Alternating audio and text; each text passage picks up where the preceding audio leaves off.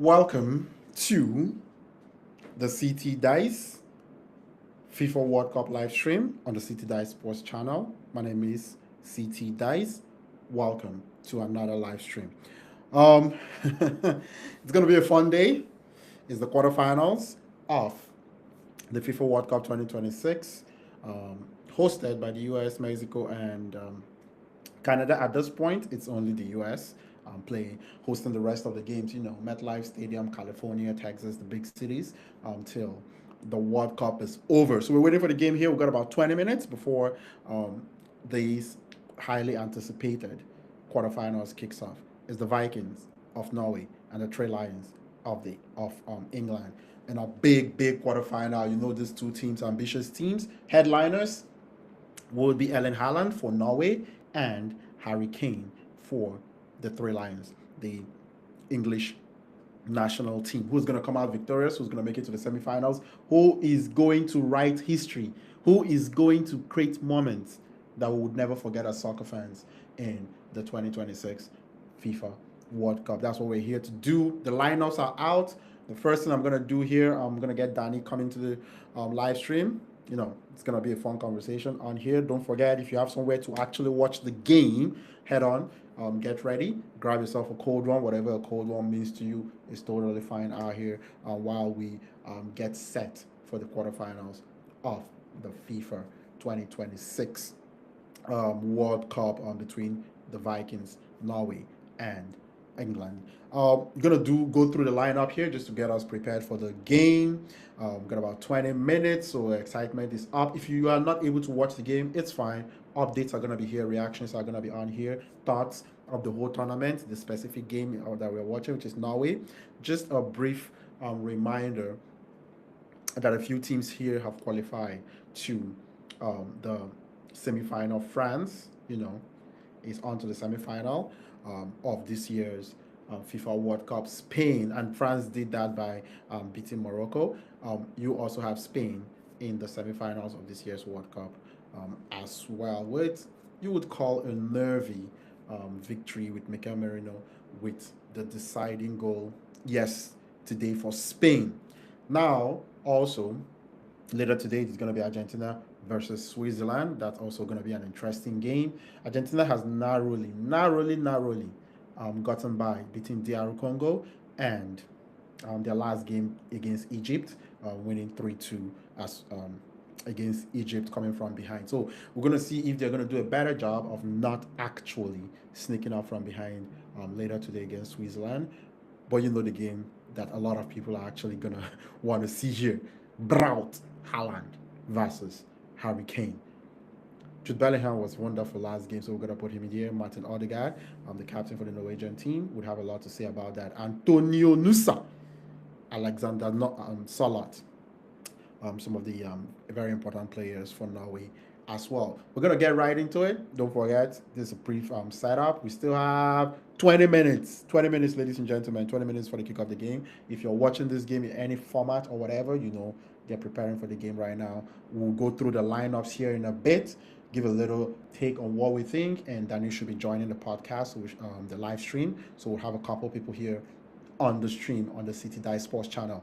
If you're wondering how you can actually get this, you're probably actually seeing this right now on YouTube and on X, formerly known as Twitter. Don't forget, if you actually like anything here, if you see anything on this channel that you appreciate, even if it's just a little tiny bit, don't forget to hit the share, like, subscribe, and notification buttons on YouTube or X, however actually you're actually consuming the content today. I'll be here to share updates. It's 0-0. It's 0-0 because the game hasn't started, which for a lot of fans right now, it's a good thing because once the game starts and the results start coming in, you would either be on the side. If it's 0-0, maybe you're comfortable, hoping to actually get close close to the end. I don't think any of these two teams think that they're underdogs today, so that would be a fun thing as well to actually see in the game. Let's go through the lineup here.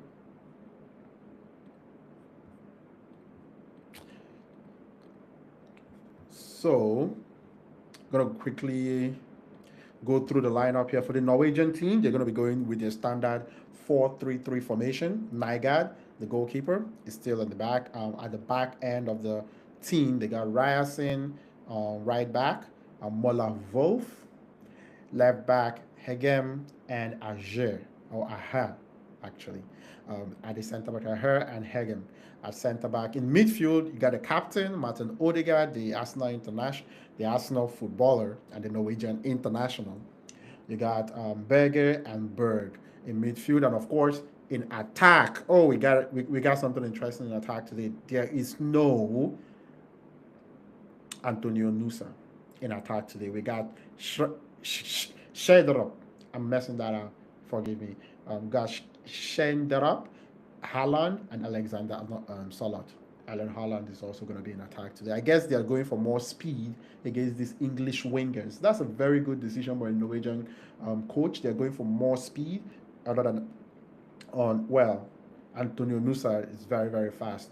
Would this be an injury? I'm absolutely flabbergasted right now about why Antonio Nusa is not in the starting lineup. Probably going to look that up during the live stream. Didn't hear anything about a possible injury. Could this be tactical? That's something we're going to be looking at while the game is going on. But we're going to go to the English team here. Heading the attack is Sir Harry Kane. Heading the attack, and right behind him is going to get 3 attacking players to make sure Sir is happy in front. We've got Anthony Gordon on the left, Jude Bellingham right behind the top striker, and Nani Madueke on the right wing. In midfield, making sure the midfield is calm, the defenders are good, and the attacking players are getting the feeding of the ball. Controlling the game is Declan Rice and Elliot Anderson, the big money guy to Tottenham. Actually not to Tottenham, but Elliot Anderson just made a move recently. Nico O'Reilly in left back. We got McGahey center back. We got John Stones and McGahey are going to be playing center back for the English national team. So Ezra Konsa goes to the right. Now that is going to be super interesting. That is probably why Nusa could have gotten right at Ezra Konsa. So that's an interesting decision. Konsa is playing right back. Note that down. Ezra Konsa is playing right back. So no Rhys James in the starting team for this, which makes this super, super interesting. Jordan Pickford is the goalkeeper for this big game. Don't forget, if you're watching this on YouTube, the poll is up. Who do you think is going to actually win this game? I'm going to check the poll here really quickly. 2 votes, 100% Norway. That's interesting. 100% Norway at the moment is what the current poll is on. 2 people. Don't forget, go right there. Go make your thoughts known about what you think is going to happen here at the English team. Going to come out victorious and head to the semifinals of this World Cup, or would the Vikings of Norway, led by Braut Haaland, come out victorious? Can't wait to get onto it. Danny should be on here soon, and would get into that. So let's check out what's going on. Don't forget, leave your comments here. I'm going to be checking out. One of the things I want to find out is why is Nusa not starting for the Norwegian team. Welcome to the live stream. My name is CT, and this is CT Dice Sports. Don't forget, like, share, subscribe to the channel if you find anything on here actually fun. Show some love, show some support to your boy. We're going to get right into it. We got 14 minutes before the game starts.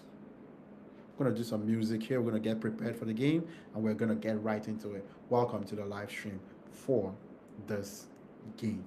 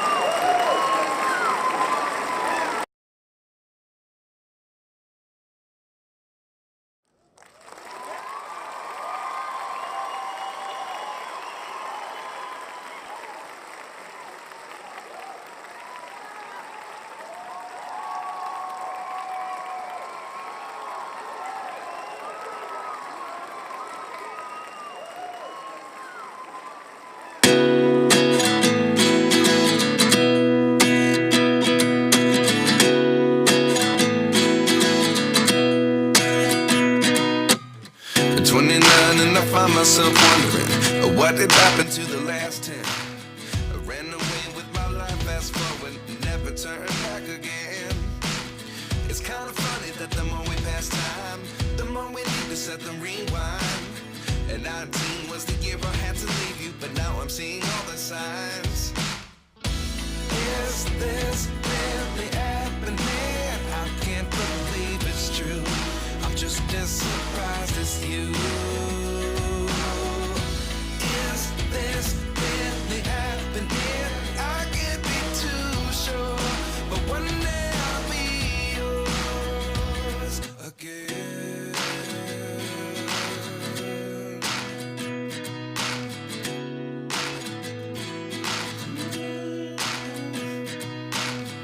Life lessons come one in a dozen. The other 11 give something from nothing. I sit here looking for an answer. Maybe the biggest question was in the last chapter. You gave me the soul I have today. Without you I never could have moved away. But now I see what you teach. I do believe I always should have stayed. Yeah. Is this really happening? I can't believe it's true. I'm just as surprised as you. Is this really happening? I can't be too sure, but one day I'll be yours again. One day I'll be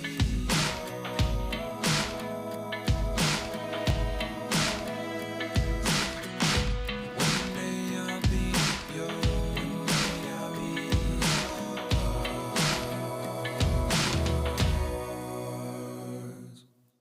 Life lessons come one in a dozen. The other 11 give something from nothing. Life lessons come one in a dozen. The other 11 give something from nothing. Life lessons come one in a dozen. The other 11 give something from nothing. Life changes just open the door. One thing's certain, I'll always be yours. Is this really happening? I can't believe it's true. I'm just as surprised as you. Is this really happening? I can't be too sure, but one day I'll be yours. Yeah. Is this really happening? I can't believe it's true. I'm just as surprised as you. Is this really happening? I can't be too sure, but one day I'll be yours.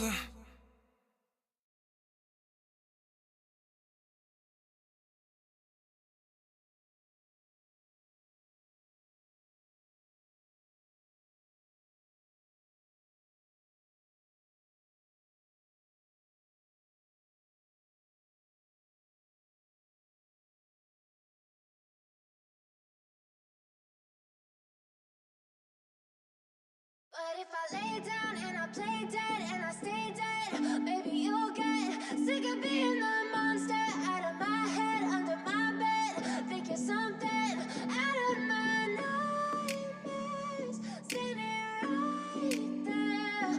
But if I lay down and I play dead and I stay dead, then will you get bored of killing me? Silhouettes of you are like a taunt. Never really know just what you want. With you I don't ever feel calm. I can feel the sweat inside my palms. Play with me like cats and a string. You don't understand the pain it brings. You don't ever wanna give me wings. You don't ever wanna set me free. You know I'm addicted to you, and it's twisted, you've been gifted with the evil voodoo. Got me coming back for more, even when I've been screwed. Dolls full of pins, pierce my heart straight through. I got issues in my head, I like you in my bed, but you keep me on red. Oh, everything is like a test. I better not text or I'll come off desperate. But if I lay down and I play dead and I stay dead, baby you'll get sick of being the monster out of my head, under my bed. Think you're something out of my nightmares, standing right there. But if I lay down and I play dead and I stay dead, then will you get bored of killing me? So if I play dead, will you regret everything that you did, that you said? I don't think you understand what you do. and blue from the bruising. I feel like when I'm with you I'm losing. I feel like you think that this amusing. Sitting there gaslighting and confusing. Was it me? Is it me? Am I deluded? I'm the one who's always sorry, the conclusion. Even though I offer all of the solutions. I wish you loved me like I love you, it's stupid. When I'm alone with you I never feel lucid. I wish I wasn't struck by Cupid.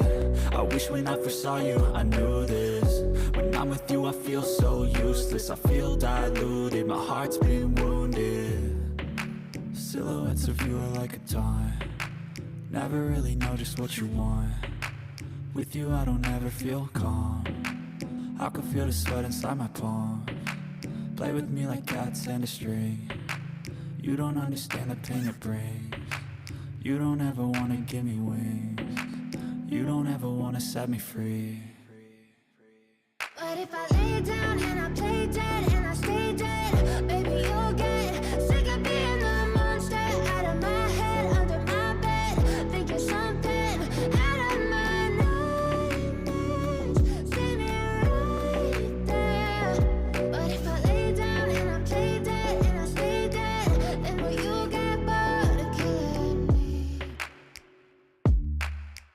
Then will you get bored of killing me? And will you get bored of killing me? And will you get bored of killing me?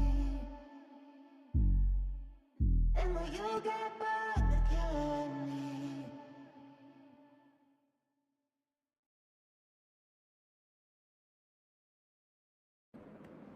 All right. Okay. So we got 5 minutes to go. Game is about to kick off here in a bit. And just to kind of update on the Antonio Nusa news, it seems it's a tactical decision.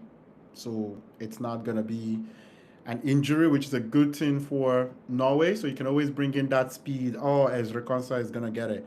Can always bring in that speed later in the game. But according to the coach here, Nusa did not have a very good game the last game, and is going to be coming off the bench for this big quarterfinal game. So we've got 5 minutes from kickoff here between Norway and England, and the excitement is high.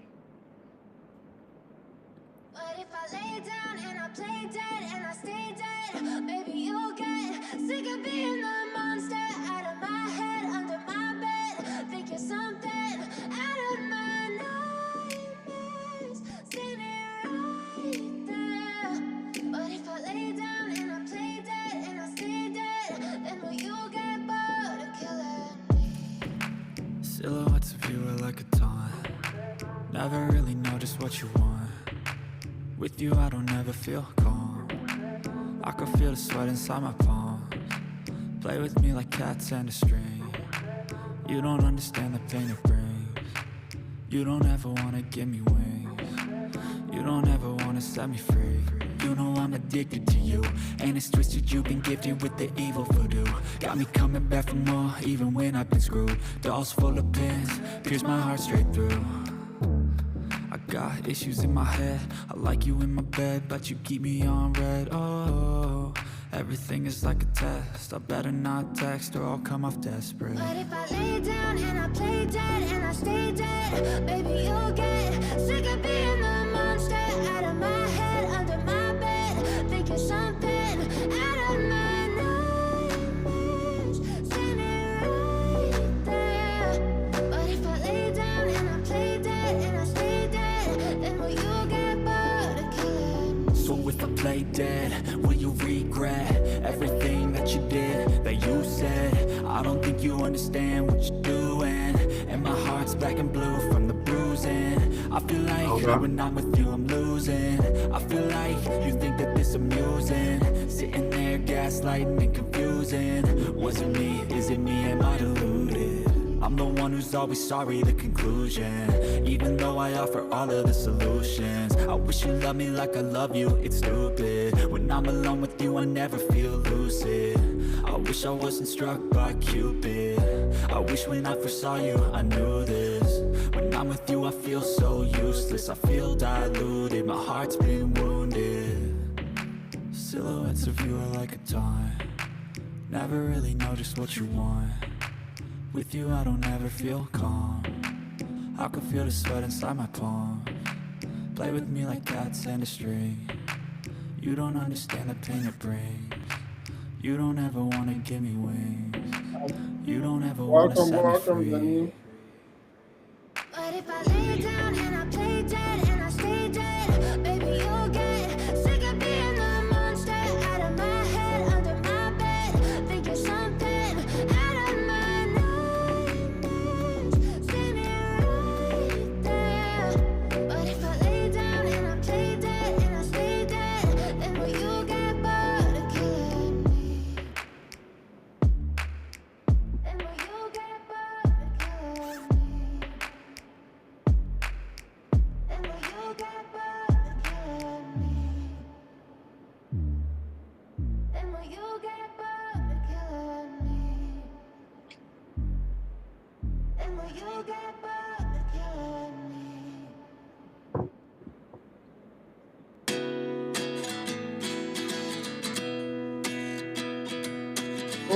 Oh, all right, Mr. Danny, you're welcome. Thank you very much. Thank you. Welcome. So yes, we were just on the stream here. We're just taking a look at the lineup, and I gotta get right into it with you. Antonio Nusa is on the bench. Your reactions, Danny? I think it's legitimate given the guy that replaced him. I've forgotten his name. The guy that replaced him. Schlederup. I'm probably not getting that right, but yeah. Okay, yeah, that is a very tough name to mention. But yeah, the guy who replaced him during the Brazil game gave 2 assists. Yep. So I think it is only fair that the coach rewards him for such an output. Like, and yeah, Solbakken so far in this tournament, that is still Solbakken, Norway's coach, has shown that if you put in a performance, you are going to get rewarded. So I'm not surprised at all that Musa is on the bench, and I think it is for his own good as well, because would be an effective substitution to make.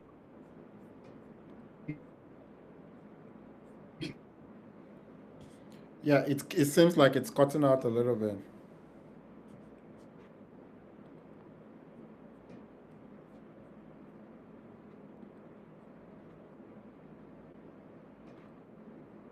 Maybe when the game needs a different kind of spark for. Okay, so it seems we're having some technical difficulties already in this last of 8 games with Danny here. Once Danny gets back, we will get right back into that his analysis on why Nusa is not in the starting lineup. He's going to be going. Schlederup is going to be going up against Ezri Konza. So that will be a beautiful, very well, it's going to be a tactical matchup to watch. And whenever Nusa gets back in this game, we are also going to begin. Yeah! Kickoff, ladies and gentlemen. Kickoff. Here we go. Here we go.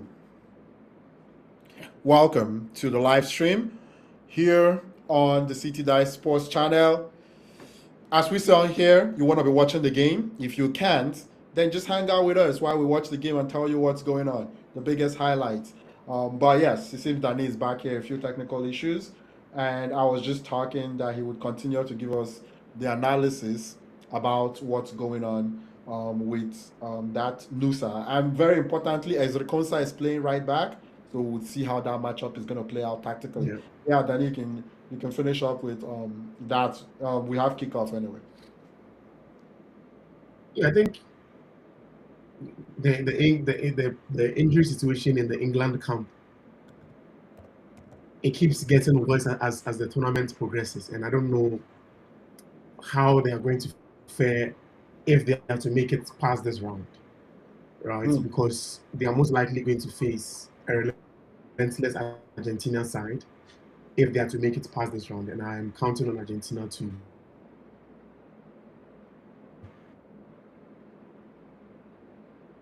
beat Switzerland as well. And if that should be the case, then it will be very tough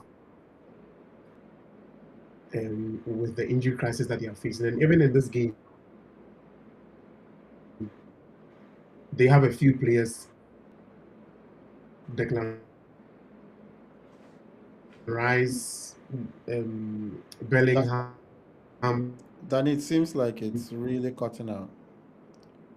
and a few others who are a yellow card away from missing the semi-final as well. So there's a lot on the line for them, and if they are able to weather the storm today, I'll be very, very curious to see how they do it. Okay, Danny, it seems like it's cutting out. It's cutting out a lot. Okay. Okay, yeah. So it seems like we're still having those technical issues. We're gonna get Danny back on here, but just to get you up to date, it's 3 minutes into the game, and Anthony Noni Madueke had a chance here, went on the right hand side, took a shot with his right foot, and as it's predictable, you know exactly how that's going to go when he takes a shot with his right foot. So that didn't go very well. England is in possession, 3 minutes gone. So expecting to have a pretty interesting game here.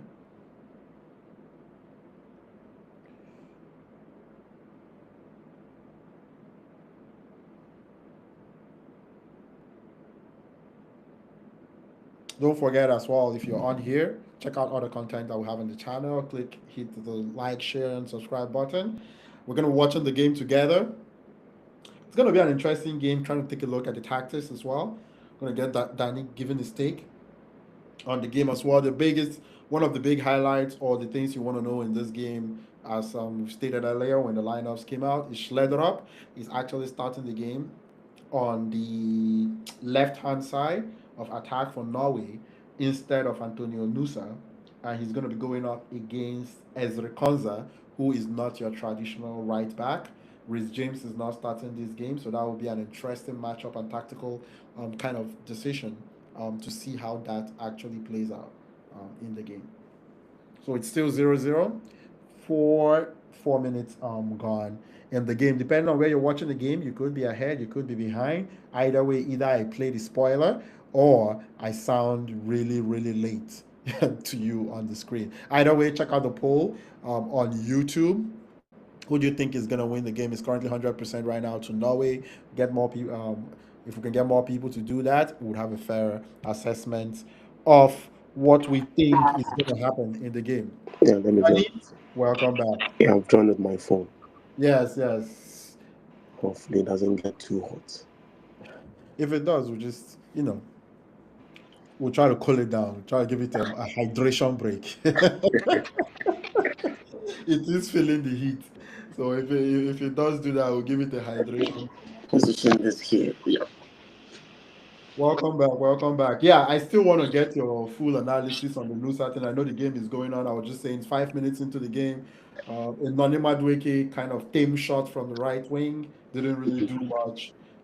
And I can see a definite strategy for Nani to take the ball to Schleder up on the right hand side. They are coming out the way this side, but we know where they really want to go. They want to attack as Reconsa in this game, so we'll Yeah.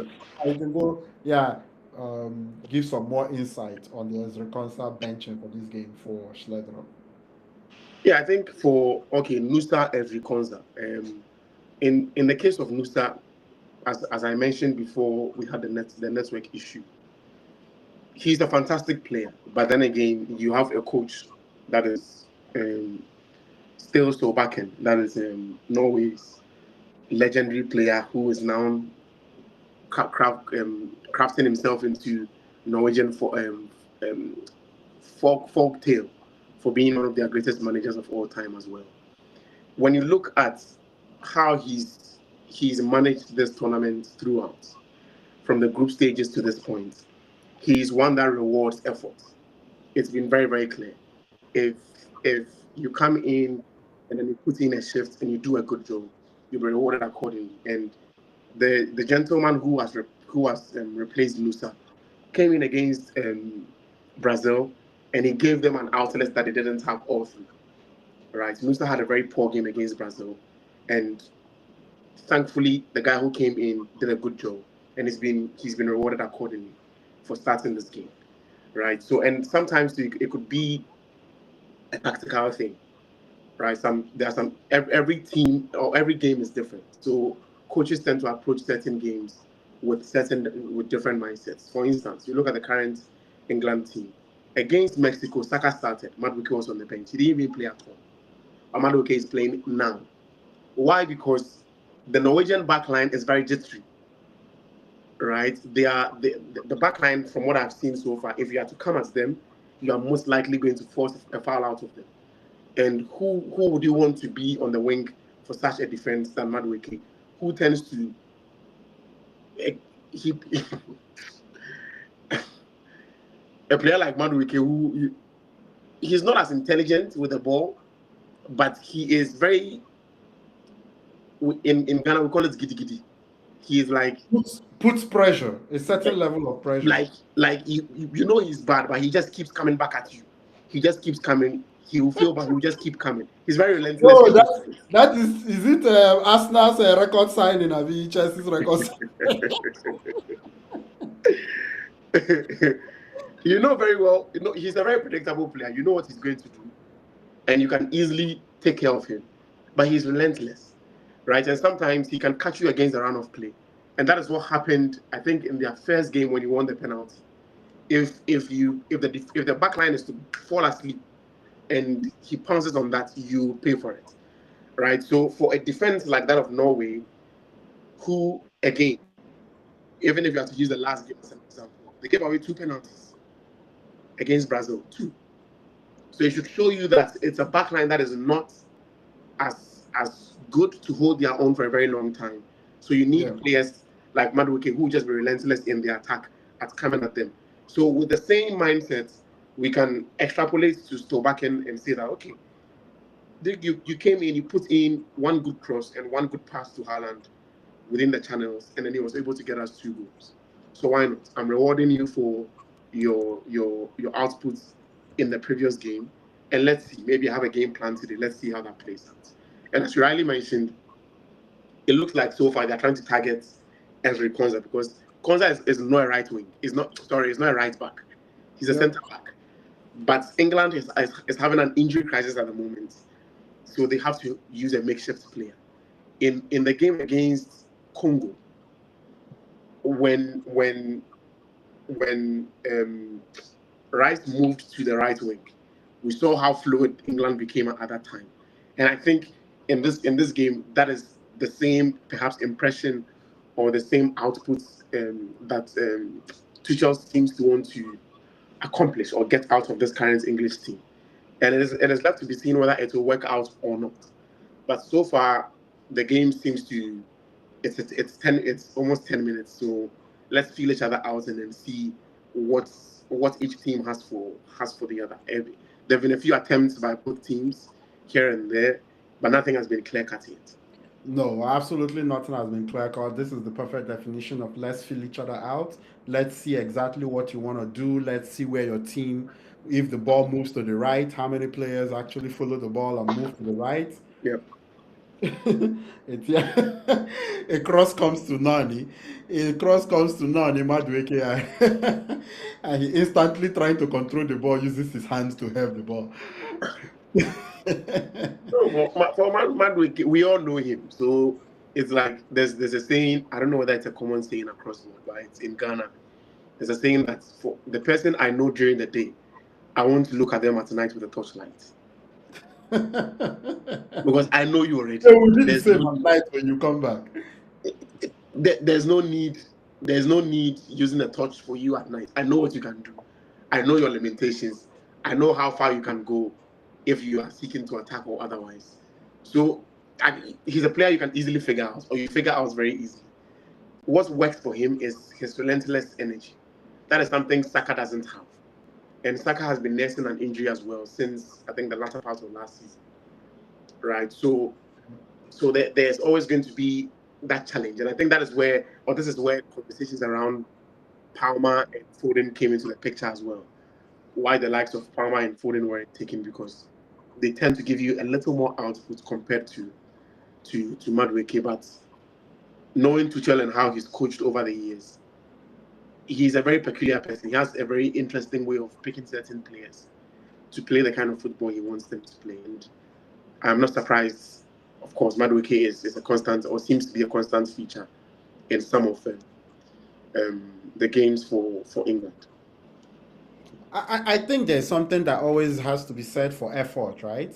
I don't know if we're having this conversation the last game when people kind of look at efficiency and it's like, oh, you're not efficient, 5 for 5. Yeah, I'm like, yeah, there's something about someone that creates 15 chances.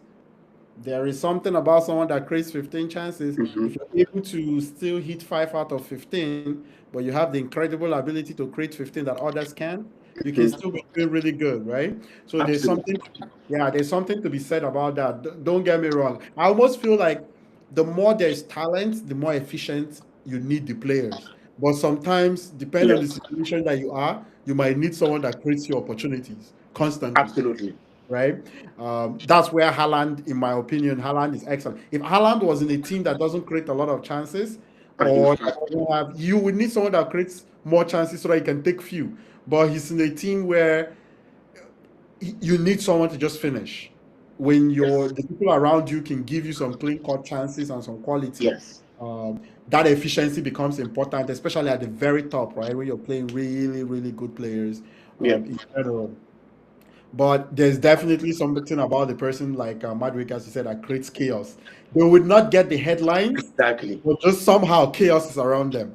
exactly, And exactly, then some other people can finish it up if they can. That's exactly. if they don't try to be the ones to finish up the chaos. More often than not, he wants to be the one to finish it. That is one. Now he scattered the place. Now he needs to chop. That is what makes him very stupid. No, no. I think it's also very difficult to tell somebody that created chaos not to go ahead and finish up the chaos, because No, everybody will take the credit except them and their inability to finish it. no, that is true. That is true. And again, football, the biggest currency of the game, evidently, is goals. Yes, very So easy, clear. There is no debate about it. You put the ball in the back of the net. exactly, if you put the ball at the back of the net, you are a hero. Yep. And some people like to play hero ball, and that is one thing that is very peculiar, at least with maybe he's outgrown it with time, or he will outgrow it with time. But when he was at Chelsea, that is how he played, and even as PSV before he moved to Chelsea, that was how he played. Right? There are hints of talent in there, but his decision making is very poor, and Yeah. it always comes against him when it matters most. But as you rightly mentioned, in certain games where the margins are very thin, you need people who can create chaos, and he offers you that. And I think one other thing too that I want to believe was one of the deciding factors for him to be added to the team was he's a recent Premier League winner, and there's something that winning does to your mentality, right? You look at this current Arsenal setup. Declan Rice is a good player, but you can now tell that he plays with a certain air of arrogance and aura to his play, and that is the beauty that comes with winning. When you win, you feel invincible to an extent. I remember, I think a day or two ago, I was watching Jude Bellingham's YouTube. He has a YouTube channel where he documents himself and everything. And the transition from when they lost the Bundesliga on the final day, and then he flew that on that particular day, they lost the Bundesliga final. They just had to win, and they played a draw at home. He flew to Madrid to complete his signing and everything. And as soon as he joined the team, that was when he had his blockbuster first season, where he was scoring for fun almost every week, Yeah. right? But at the end of When it, he came in and it felt like he was a striker. ah, and I think at the time they had recently or they had just lost Benzema, Yeah. so an outlet for goals, like we looked down and we're like, where will it come from? Because Joselu can't give you Benzema numbers, and Yeah. Joselu was on the bench. Rodrigo can't give you those numbers as well. He was also on the bench, right? But all in all, I'm saying all this just to say that he mentioned in one of the videos that he only became extremely confident in his ability when they started to win. And it wasn't just winning games because Madrid wins games. Yeah. He came from Birmingham to Dortmund. These are two teams that do not win. They Yeah. win games on a week-to-week basis, but there are no trophies to show. And then you go to an institution like Madrid, where even when you are winning, we can still criticize you because we don't like how you won. You win, and it's like we don't like how you We won. don't like how you won, so go and do better next time, or get out of my club. Somebody has given them 40 goals back to back. They were signing And petitions. it's considered a poor season. They say he should get out of the club. Mbappe, they say he should get out of the club because he hasn't won anything in the 2 seasons he's been there, right? But there's something that winning does to your psyche, and that's what Bellingham mentioned. That as soon as they won the league, won the Champions League, won Copa del Rey, it was like, okay, he's that guy, and he's just 22 years, right? Yes. So I'm just extrapolating this to the likes of Madueke and Saka. Just to give a little start on that, obviously my Arsenal friends would not fail to remind me the incredible success Arsenal players are having at the World Cup. And it goes to establish the points that you're making. They're having incredible success. Look at Mikel Merino. I always tell people I never understood why Mikel Merino. Maybe his role is great from the bench. But my God, is he efficient? But I think Merino, for Merino's, the discovery of Merino and then how he can crash the box, I think all credit. He knocks the ball so well. Yes. I think all credit for this one, I give it to the Arsenal fans. All credit belongs to Arteta for trusting him when they didn't have an out-and-out striker in their last but once in their season before this particular one, where they didn't have like a box-to-box striker to get them the goals and there were injury problems, and Merino had to slot in. And what did he do? It was very natural, like a glove. He was just banging the goals, like it was for fun, right? And quite clearly, De La Fuente seems to be like, okay, it looks like there's something here.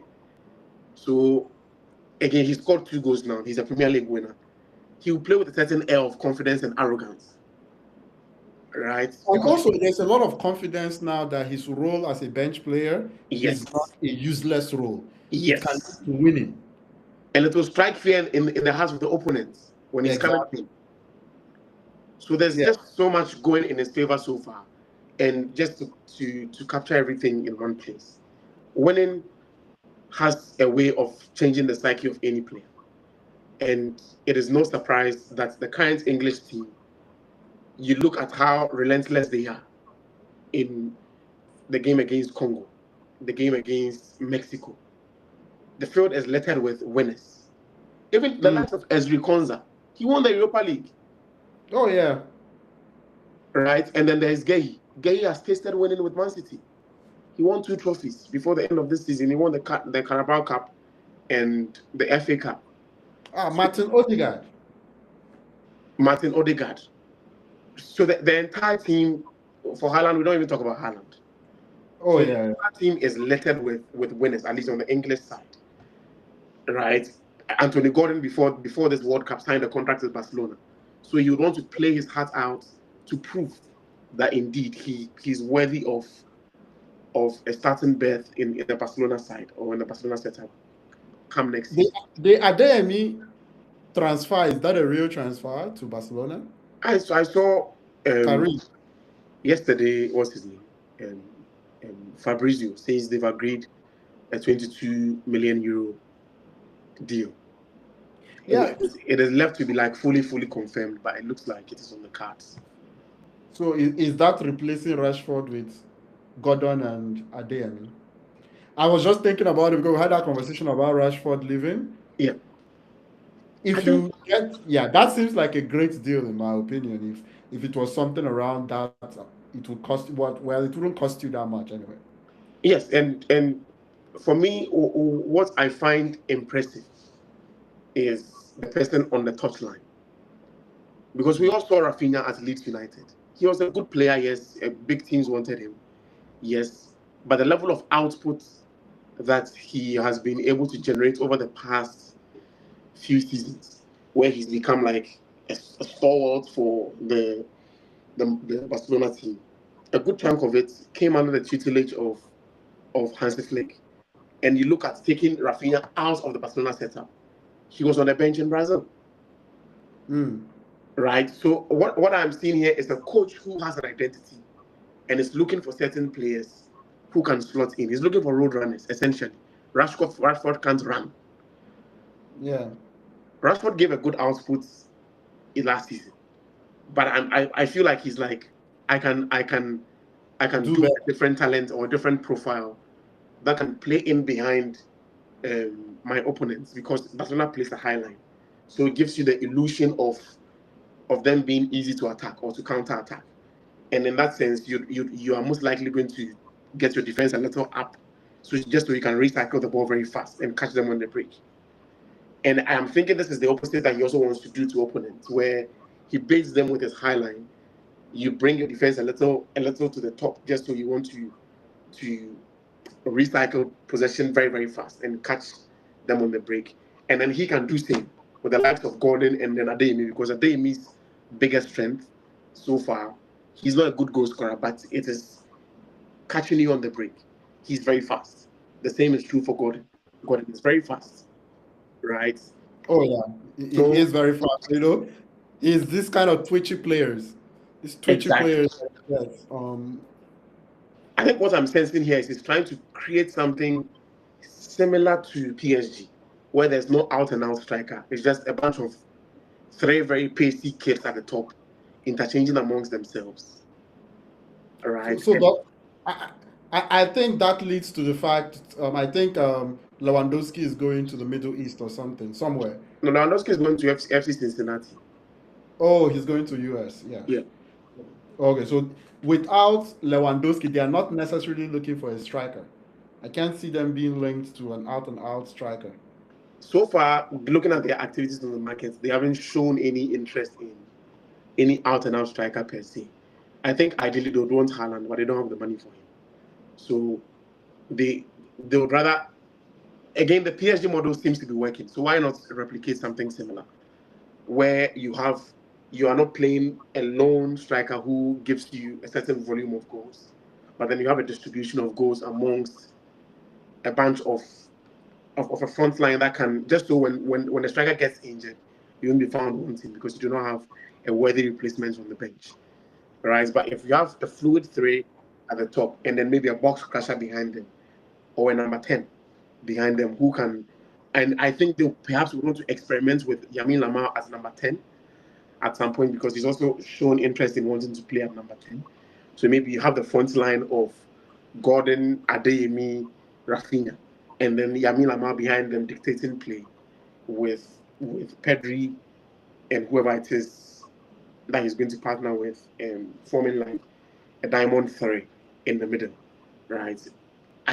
This is just, again, nobody should take my word actual, but this is just me trying to fantasize on what is likely going to be or what could be. I think that makes sense. If you're losing a player like Lewandowski, the complete lack of link to any of the top, because you're not going to bring just any striker Yes. to Barcelona, right? So there would have been links and rumors and a lot of that going on around about the striker to replace, but it doesn't seem like a club priority to secure themselves a striker. I'm guessing Osimhen would not be an option, but I would have thought, okay, what's the kind of personality, the kind of player they're looking to bring in as a top 9 on your team?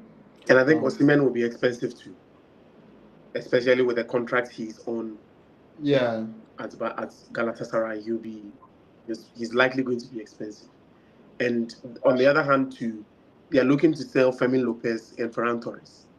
So there's a clear indication that they are trying to clear certain backlog just to accommodate the ones coming in. As to whether it is going to click, we leave that to Hansi Flick. Click, Hansi Flick. Okay. Well, if it's going to click, then Hansi Flick will have to make it work. But oh no, we've moved all the way to Barcelona. We officially have a hydration break, ladies and gentlemen. It's 26. Let me hydrate. I would say it has been a very expected KG quarterfinal game between Norway and England. England seems to have had the better of the chances. They have controlled the ball in midfield so So that far. was going to be the For the first case. 26, yeah, for the first 26 minutes, there has not been a lot of. We have not had a major incident, red card, penalty, VAR review, something controversial. None of that yet. Seems to be a straightforward game right now so far. We are back from the hydration break, and you know what England does right away? Send the ball to Nonima Dweke, who is being held up by two players, and he loses the ball. And we're back. But yes, 27 minutes into the game, and it's just kind of a tight, cagey FIFA World Cup game. Nobody is trying to lose this game in the first 25 minutes, and they have successfully both done that so far for 25 minutes. And Jude Bellingham with some pressure, and it's going to be a dangerous free kick for England. At the moment, won by Jude Bellingham. This Norway defense is a liability that they would have to work on.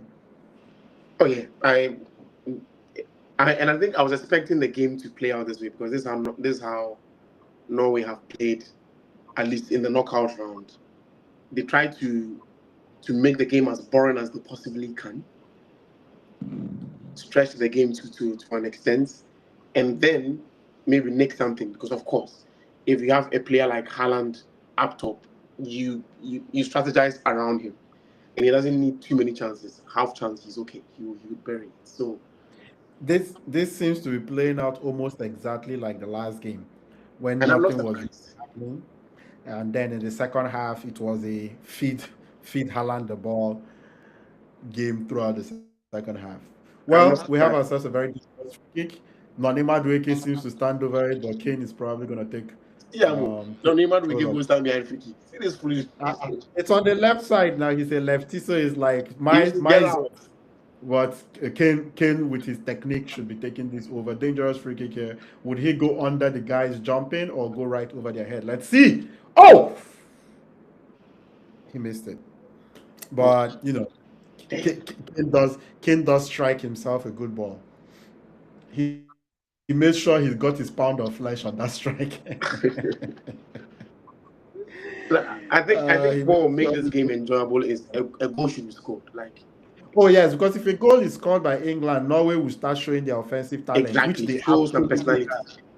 Yeah, which they have. We all know if anything that makes Norway score, England already has possession of the ball. They will just increase their pressure, and it's gonna make the game more exciting as well. I think Norway is trying to do the second half tactics. They don't want to score too early and hold on to pressure for too Yeah, long.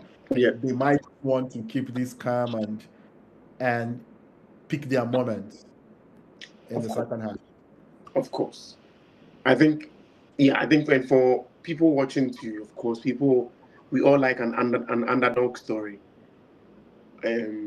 Norway has been a one to watch for me all through, and I have enjoyed their run so far. But then again, I look at the matchup that is likely going to be in the semi-final, and I'd rather England than Norway playing against Argentina. You would rather have England and Norway? Yeah, just for the sake of the matchup. But yeah, it's gonna make a great storyline. It's gonna get the English fans, the Premier League. It's gonna be Exactly. must-watch TV.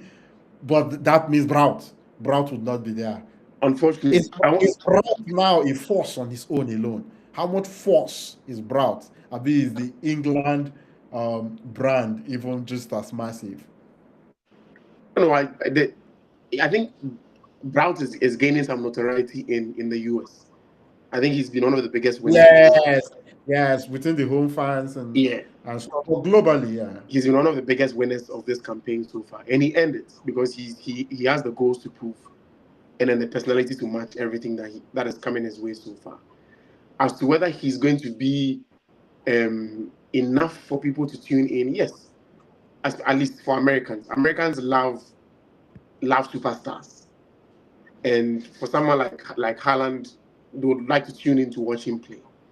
But I think England gives you more superstars compared to Norway. Norway has just one superstar, right? But England gives you a few more. England gives you at least, if not anything at all, Kane and Bellingham. Jude Bellingham, I would And say. then maybe we can throw in Rice in there, even though Rice is not like a bona fide superstar. but he's on his way up. So we can. Him and Martin Odegaard is like the same thing. They are, I would yes. say, yeah, if not for the fact that we watch the English Premier League religiously, We won't know it would just be Kane and Bellingham. Yes. Because Odegaard would fall exactly in the same level as Declan Rice. All these other McGahey, Konsa, they are No. all your regular League On defenders and stuff like that. Um, I but think. in terms of yeah, in Yeah, terms but of stuff, I would say it's like it. I don't like we talked about this in the last game as well between Brazil and Norway. Like for me, I am not I am not fooled by the fact that I watch the English Premier League a lot in terms of how I rate these players. I look at this Norway team, Berg and the two Bergs or Berger and Berg in midfield. I don't think Elliot Anderson is better than any of those two players. No. Just it's just what it is. Alexander Solot, Nusa, Haaland is on a class on it. So defensively, we just watch these players in the Premier League a lot. I don't know these Norway defenders, but I know these England defenders are not your William Salibas, No. Gabriel. They are not your French centre backs, right? They are not your Spanish centre backs. Yep. These England defenders are not in the Spanish. Oh, Brout! John Stones wants to hand the ball over to Brout. Brout is like, I get it, difficult, I get it difficult. John Stones wants to hand him an easy one. Anyway, it's going great here. I gotta go back to the chat, and my God, Norway has a lot of support in the chat. 80% of the poll right now for who's going to qualify and make it to the semi-final is for the Norwegian team. So, as I said, I think there are a lot of people in the chat as well that are not big believers in this English team. A lot of times, it's becoming too popular for my comfort. This the Norway hype is becoming too popular for my comfort. I know that's where I lean in this game. If they go to penalty shooters, I don't know what to expect from Norway, but I don't trust England, so it doesn't matter in any way. In the full 90 minutes, I know they have Kane, I know they have Haaland. Pick your poison. The coaching, Thomas Tuchel is great, but I don't think he's really that much better than is this Obakan? Yeah. For the Norway team. So yeah, I think Norway is doing exactly what they did to Brazil right now, to England. They have allowed England to enjoy the ball, feel good about themselves. You can see their players now trying to be like, okay, give us a little bit of the ball. Let's do what we do. Let's take a look at Ezra Konza here and make sure Kane is going to get the ball. I actually love what Solbakken is doing with Schleidrup and Musa. Musa comes in the second half. He will remember what Schleidrup did. Exactly. He's going to waste much time to get on because you're taking it personal right now. You're the starter. Exactly. You're did well. Ooh, Brout. Ooh, Brout. No go. Brout. I thought they're doing exactly what they did to. I hope England watched what they did to Brazil because they just sent in a cross to Brout, almost identical to what they did with Schleidrup. It's you. So I think there's a game. Wait, I didn't think that was a goal. Why is the goal? We have a goal, ladies and gentlemen. I thought it was Schleidrup being crazy. But there's something happening here. We're going to find out what VAR has to take. But before VAR does what VAR does. But was it behind the line?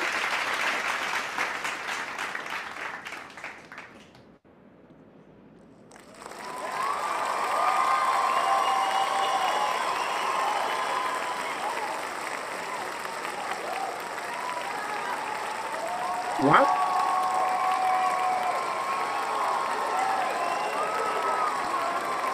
No, you know what's crazy? Have you seen it now? That's a goal. You remember when I shouted Schleidrup I thought he was crossing the ball to Haaland. Only for me to see the ball in the back of the net. That was shocking to me. That was like. What nonsense is that? That was my point. Exactly. See, that was my reaction here in real time. I saw it and I thought they are doing the same thing they did with Haaland, and I thought he was going to cross the ball. Next thing is a goal. I don't know, but I feel it's a foul. Yes, VAR is taking a look at it about Kane, about the possible foul on Kane. Yeah, I feel Well, it's a foul. well, let's celebrate first until they figure out if it It's was a a very foul. good goal. Well, it's a goal. It's a goal because it seems like the guy actually picked the ball off of Kane, like actually made contact with the ball.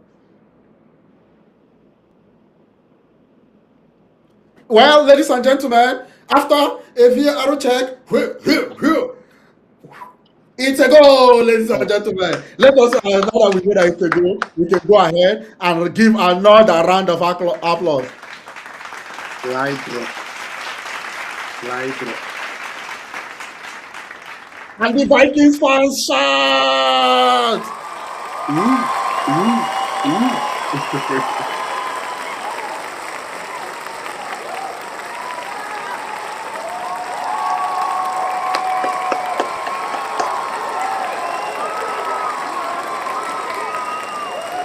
Wow. Ladies and gentlemen in the chat, you are all right. 80% of you said Norway. I was with you here, and we have begun just right. My goodness, does Norway just have an incredible tactics going into these games? Like, it's like they just hold it, make you feel comfortable, and then they go with Schneider up on the left. And Ezra Konsa was beaten completely on there. Easy. First time they went on the right with who's playing the right hand side? O'Reilly. Solos. Well, against O'Reilly, crossed the ball the first one. Haaland had a header that was saved easily, didn't do much. Then you go back to the left, you go back against Konsa, and that's where the goal comes from. But yes, it's been a fantastic tactical performance, in my opinion, from the Norwegian coach. It just seems like he knows exactly what he has. He knows how to conserve the energy of his team, and they know exactly when to pick up the ball and play some football.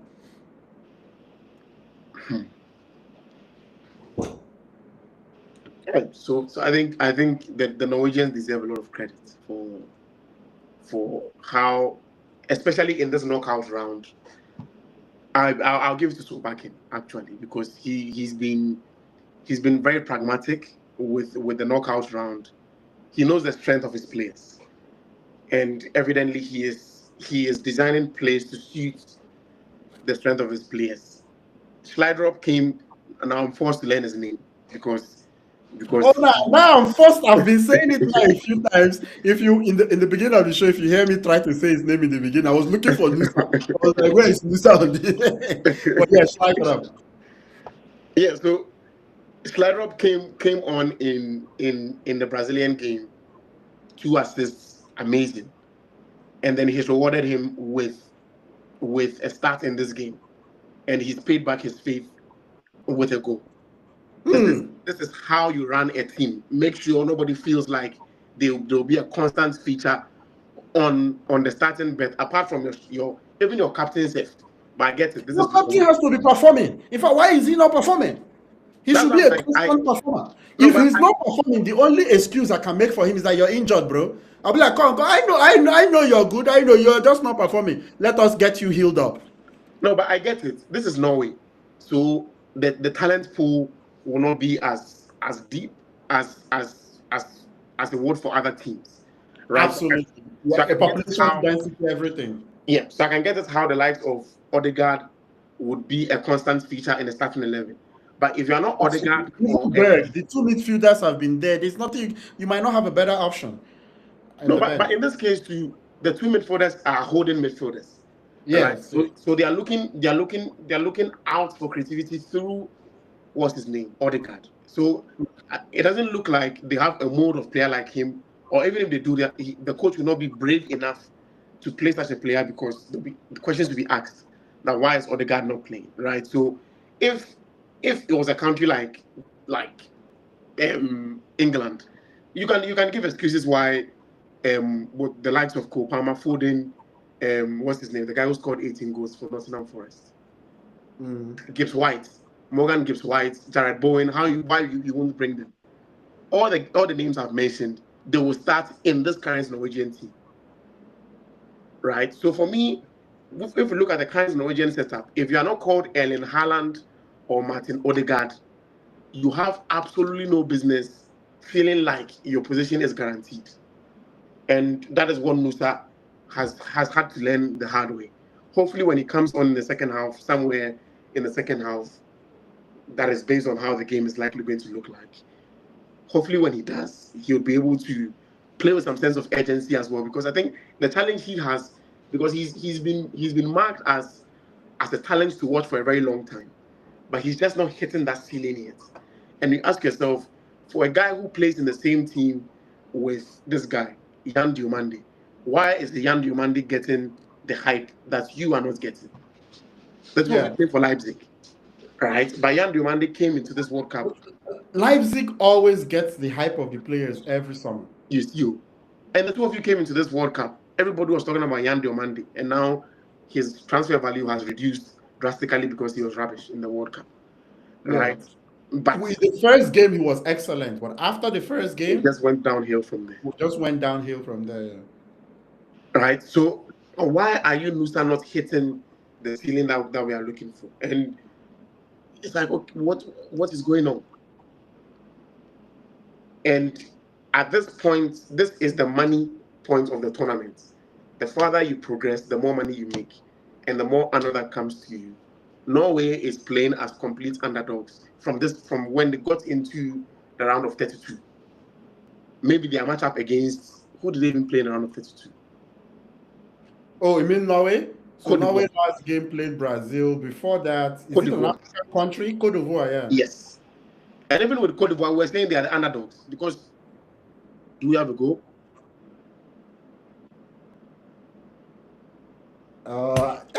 The lack of speed of Alexandra Solot did not work out for him. It's been beautiful watching a player like Alexandra Solot adjust to playing the wing and Yeah. not be a complete disaster. He has no choice. I'm sure in the second half, Oscar But Bob. this is the thing, right? He has no choice, but he has been good enough that, in my opinion, I can play Schledrup and play Nusa on the right, just so I don't play Solot.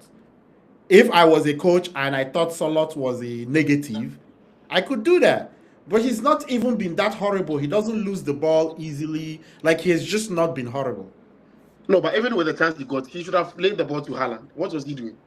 That's the point. I don't think he plays. I think the center forward in him came alive. He was No, like, I'm going to try to get a shot. I know, I get it. He's a center forward. He hasn't scored in the World Cup yet. He hasn't scored in the World Cup yet. Exactly. That must be playing on his mind, right?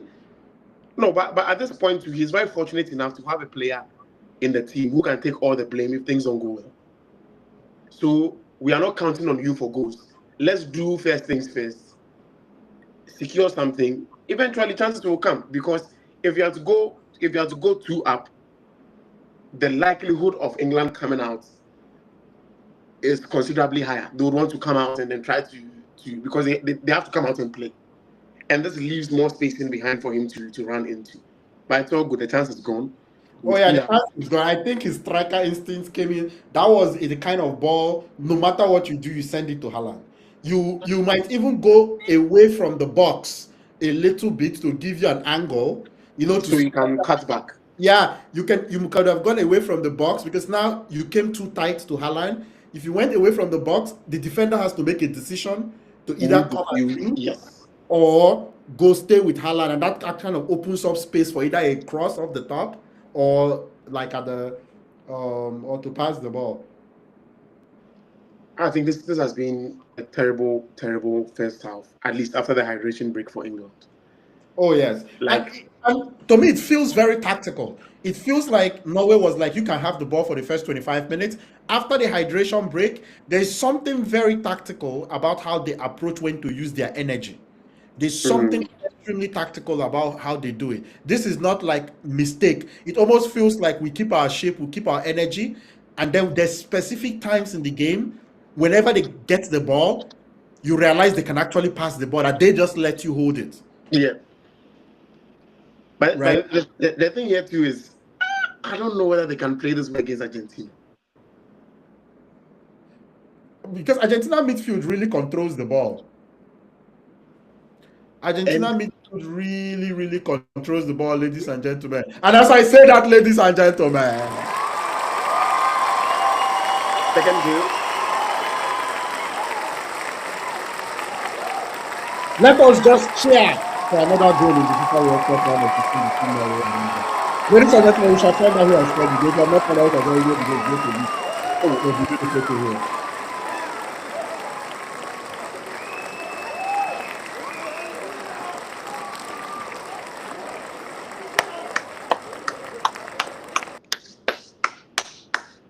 Ladies and gentlemen, Jude Bellingham with a beautiful good goal, beautiful goal for England. good goal. Absolutely. He has come on fire the last 2 games. Literally right now So playing in out this of his World Cup, mind. he's played 10 games, he scored 6 goals. And for a midfielder, that is a very good return. Oh, absolutely. Very, very good Absolutely. return. Absolutely. And he's one of Ladies the most criticized player in the English setup. Oh, yes. So We'll give a round of applause for Jude Bellingham. Just I'm beautiful. very happy to see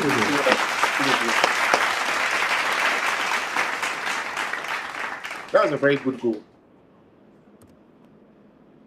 Yes, that was a spectacle. I think that was beautiful. You get your first touch, the shot is not there. You take another shot, the Yeah, shot is not the there. first You touch take the took him third away shot. from the defender, which was very Yeah, good. took away from the defender. You get more space for yourself, and yeah, that was just beautiful, like attacking play. Good goal. Yeah, that was a good goal. This Jude Bellingham playing 10 right now for England is absolutely amazing. So 5 goals in 6 World Cup matches. That is incredible for. I wouldn't say Bellingham scores goals, but from the position he's playing, 5 goals is an absolutely superb World Cup. No, he's been fantastic. This whole English campaign has been about him and Harry Kane. Yeah. He's been very, very, very, very good. And it's good at least they are going into the half 1-1. So they won't be playing on the back foot in the second half. It's good. It's good for the game. I love it. Let's go into the half. Tuchel go and talk some sense into their head, maybe come up with a different tactical plan. And let's see. Because again, I wouldn't fancy Norway. Oh, it's over, ladies and gentlemen. Ladies and gentlemen. Ladies and gentlemen. Oh my God. You're going to see it in a minute.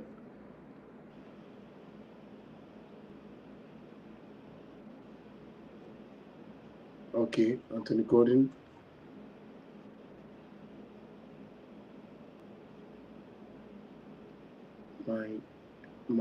My feed is very delayed. Oh well, just to let people know we're at halftime at the moment, but just before halftime, Harry Kane hit the back of the net. Oh, offside. What is an offside, ladies and gentlemen? It's an offside. He went a little too early. Just when you were talking about the 2 players carrying England, Harry Kane and Jude Bellingham, he did it. Classic top 9 finish. Reading the game before the game gets to you. Knowing exactly what you're going to do to the goalkeeper, but that was an offside. And of course, at the break, it's 1 for Norway, 1 for England. It hasn't disappointed.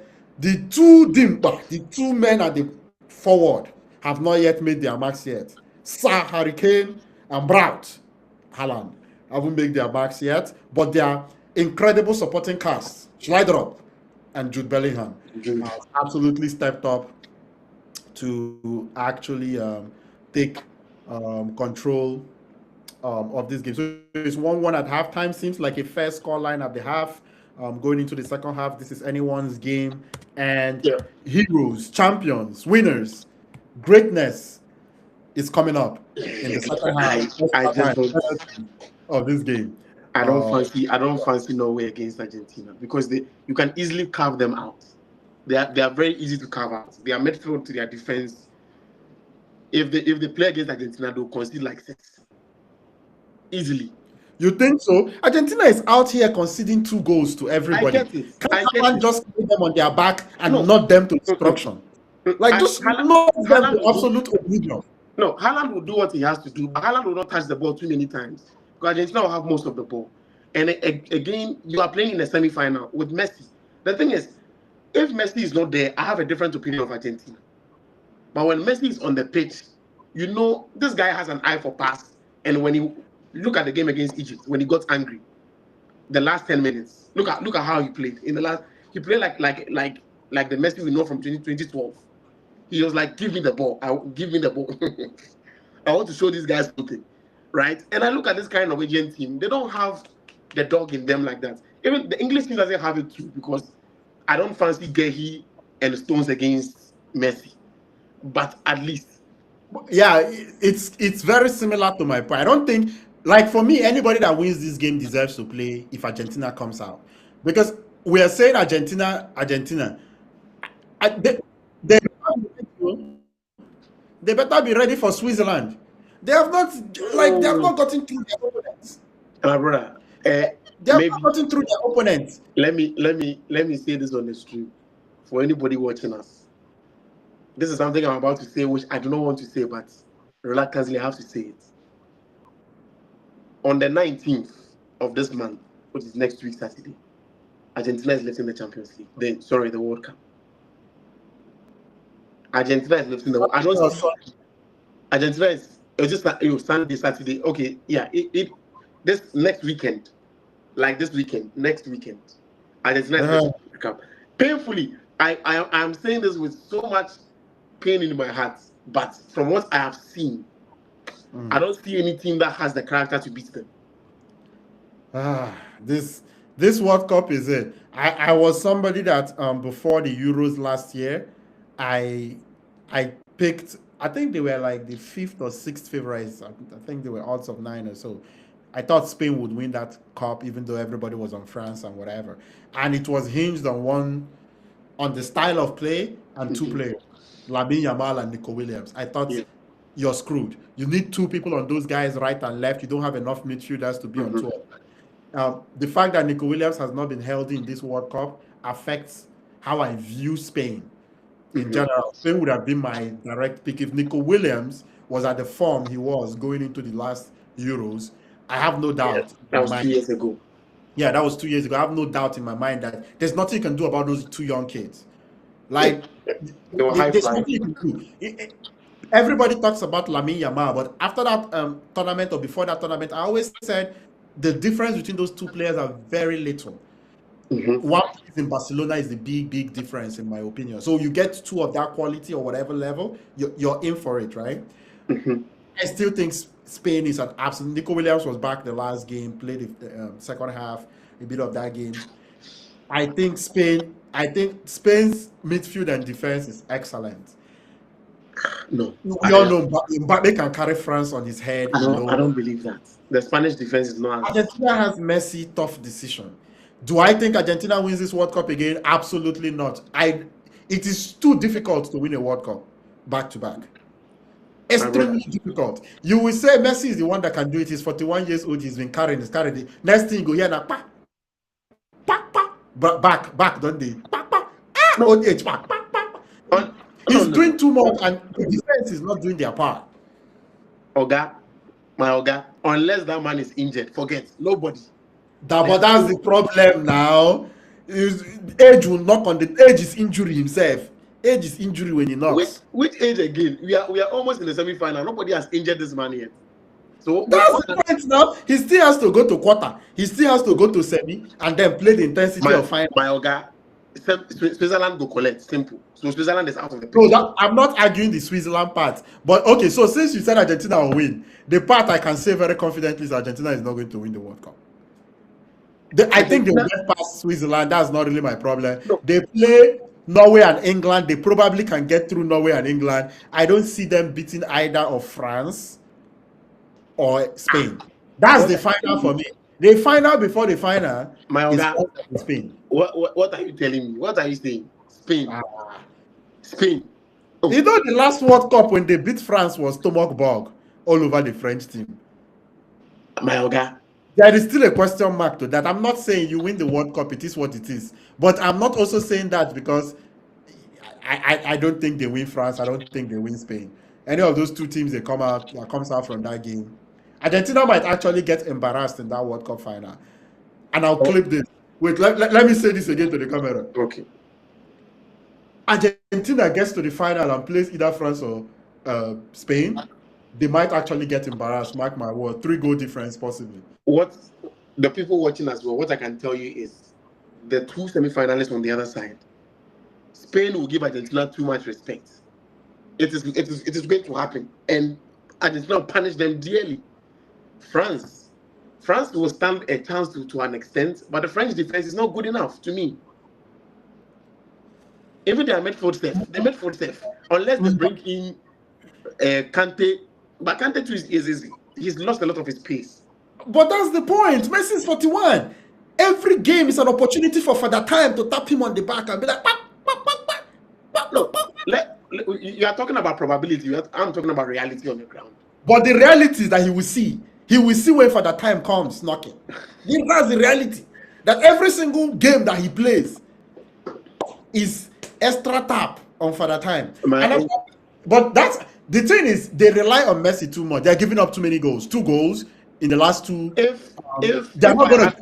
They won't get away with it with any of these teams. No, but if I had Messi in my team, I rely on him too. It is a natural order of things.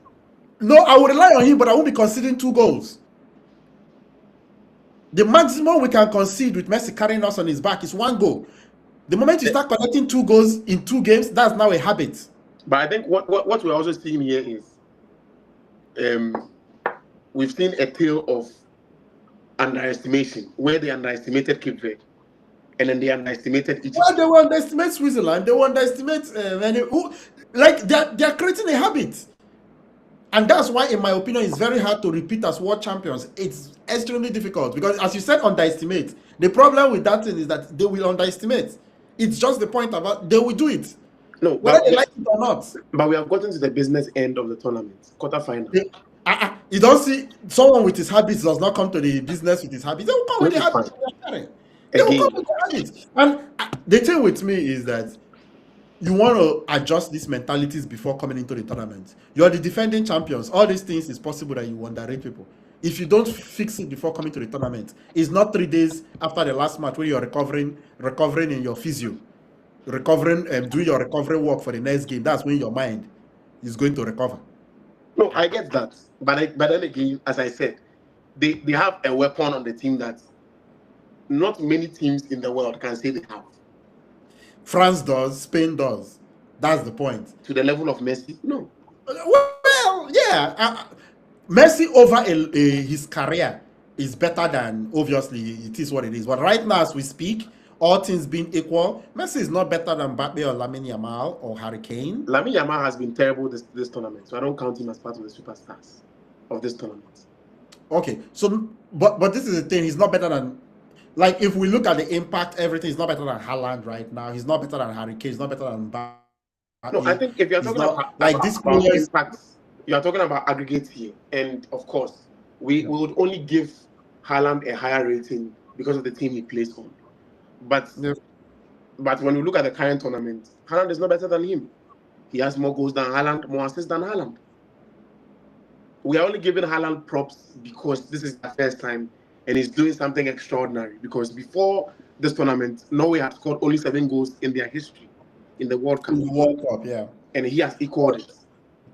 So we give him that reference because of that. But in terms of impact, he's been impactful relative to his Norwegian team, but not like Messi. Oh yeah, no, Messi has been the best player in the World Cup. I don't know if both statistically, impact-wise, visually, it's hard to argue against any of the players, because at this point, however you view it, if we now go down to the stats, he just has that advantage. So it's hard to put it any other way outside of that. And not just picking up stats that were not needed. This impact in those 2 games that they were behind by as well were huge, right? So there were games he needed to come up with those statistics to actually win the game. So I have no qualms about that. I just think, as somebody that is a constant believer that defense wins championships, and at the highest levels, you can't concede too many goals. In my opinion, as a team, you can't be conceding more than one goal to be able to win a level of championship like this. You shouldn't be conceding more than one goal. I think I can get that argument, but I also see it the opposite way, because if they're able to come down from 2 goals, that it builds a certain belief in you that nothing is impossible, right? And what, for me, the only way in which I think this Argentina team can be kicked out is you give them a last minute dagger. You score them like one last minute dagger, so there's enough time for them to respond. That's what happens now when their back line is leaking goals. It means That's what I'm saying. Last minute daggers are a possibility. For instance, the Egypt game, they had a chance to score a last minute dagger, and then they gave the Mamouche with his stupidity took the ball from Salah, and I don't know what he did with that ball, right? Because if you give Argentina 10 minutes, you've scored, and then they have 10 minutes to play, you will see Messi. And you know when Messi is coming at full speed, defenders are scared. It is normal. The thing with Argentina is, you talked about confidence at the beginning of this stream. Argentina has a winner's confidence. Simple. They have a winner's confidence. It's almost why they can come back from these 2 goals. Anything.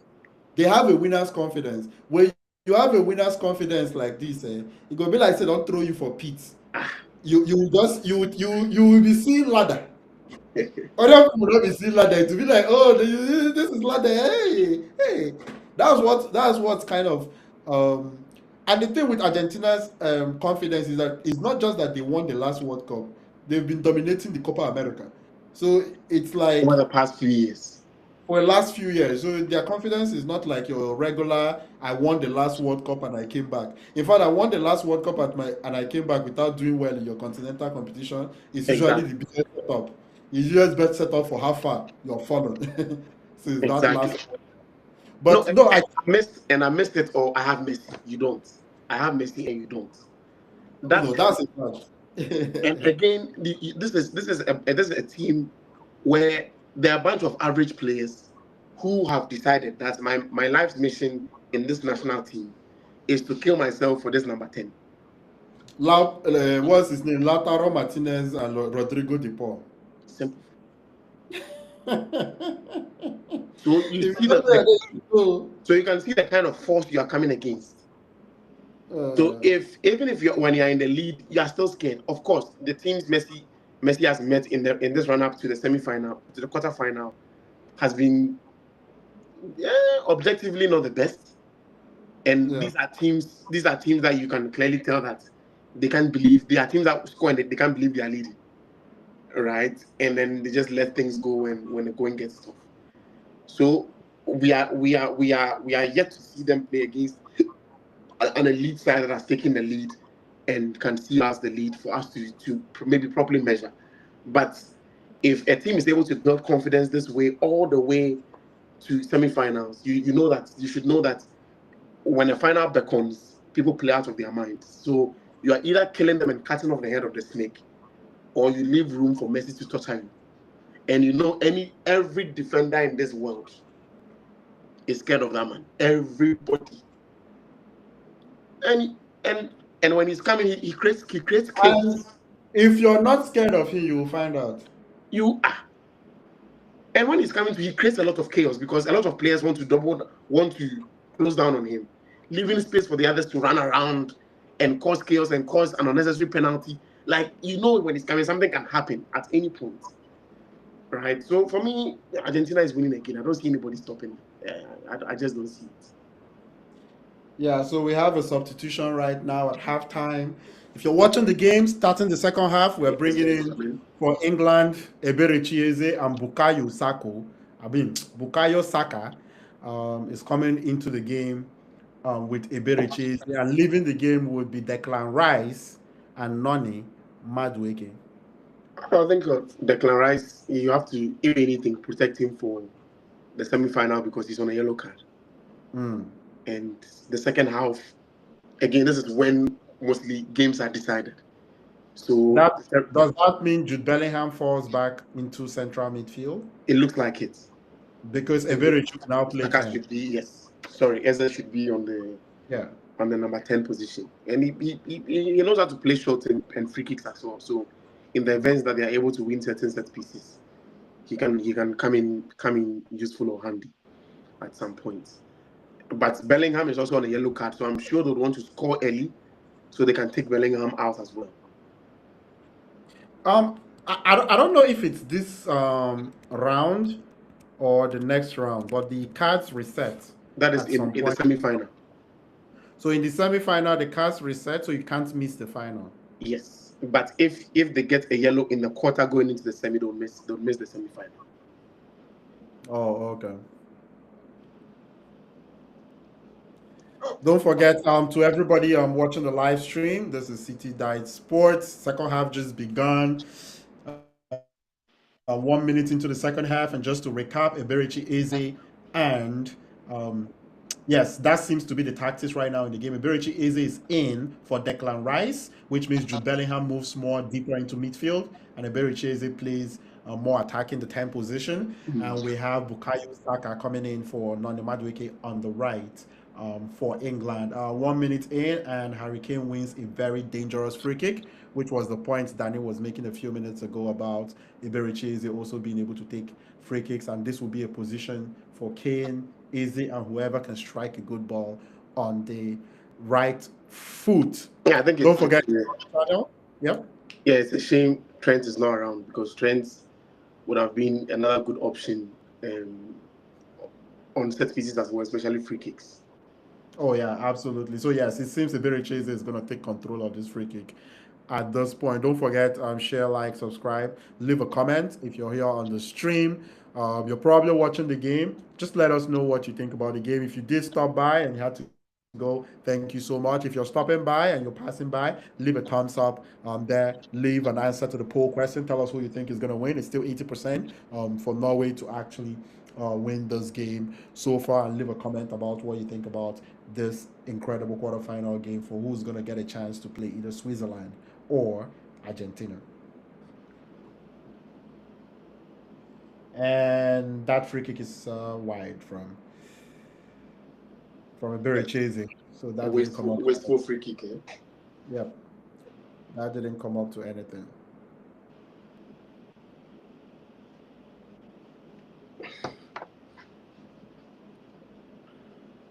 So it's 2 minutes into the game. The second half is always going to be the moment. You just want to make sure you don't lose the game early, and then you go win the game in the second half of games. That's usually most often than not how these games play out. And even in the second half, you would rather get scored very early so you still have the chance to come back than to be hit with a dagger. But what we have found out is if you are the one that scores early, that becomes a problem as well. It depends on your personnel, because if you are the one that scores early and then you are Egypt, and as of the 79th minute you are leading by 2-0, and you just capitulate like that, or you are Senegal, who by 86th minute you are leading by 2 goals and you just capitulate, then we are seeing a trend. You're on African side, right? But when you are England and you take a 3-1 lead against Mexico with one man down, you get the job done. See it out, and playing in obscene conditions in the home of the opponent in an altitude that is not the regular one that your body is used to. You see the game out. And I think that is one thing that comes with the exposure of the players as well, playing at the highest level and being exposed to different scenarios or circumstances where you have to grind out something. And it doesn't take too much convincing to drill that into players when the going gets tough and you have to defend the lead, compared to a lesser experienced side that would panic in such instances and would not know what to do in the dying embers of a game. So it all has to. That is why I'm like, I would rather fancy England against Argentina, because I feel they'll be able to see out a lead compared to Norway. The Norwegian defense is just not good enough for me. Yeah, that would be the matchup that most people would want to see. These two teams have to get through the way Spain took care of business and France took care of business without any drama. I see one of these two teams today not taking care of business without any drama, because that's how they like it. I don't know. They like to make it difficult on themselves. Spain and France just had, professional performances. These two teams right from the last round. They don't like they don't like professional performances. They like to get their teeth down in Yeah, I think it is largely also has to do with personnel because again, the English team we know a good number of them because of familiarity, but a bunch of them are average, right? So you can't like expect a stellar performance from a player like Konza when you know how terrible or average he is with Aston Villa. The fact that he's wearing an England jersey doesn't change anything. It's just a change of space, a right? yeah. So if the stars are not determining how far the game should go, then we'll just be in a loop. In the case of Norway, Haaland, I can count the number of times he's touched the ball. He hasn't Yeah. touched the ball as How's much. those few attempts like in the box, like a couple of the header and yeah, and a touch. He's not yet had more than I would say He more hasn't than touched five. the ball as much, and that is my fear for him because if he's to play on Argentina side, he won't touch the ball too much either. And Haaland is not good with the ball at his feet. Yep. That if Oh, if now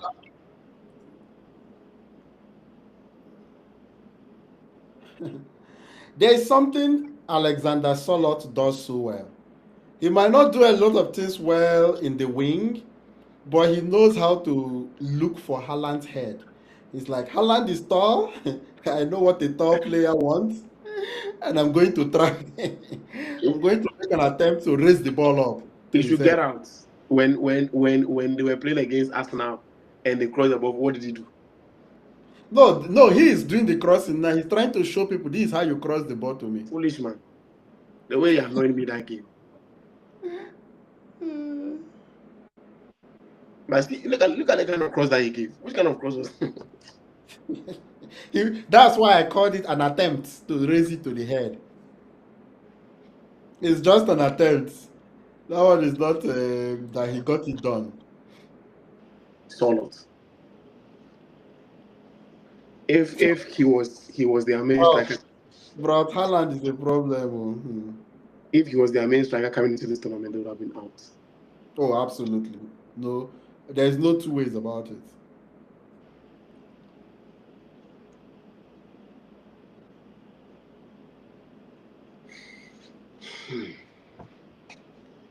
I was actually thinking Tuchel will start Dan Ben. You mean for that matchup against? Yeah, because he's been very good against him at Newcastle. No, something is wrong. There is somebody that is marking Haaland right now that should not be marking Haaland. This is no, no, no. So something is wrong in this matchup. There's something off in this corner that is about to go down. Who is this person that is marking? I think it's Anderson. Yeah, Elliot, what is that? Why is Anderson marking Haaland? They are lucky if this thing is not a goal.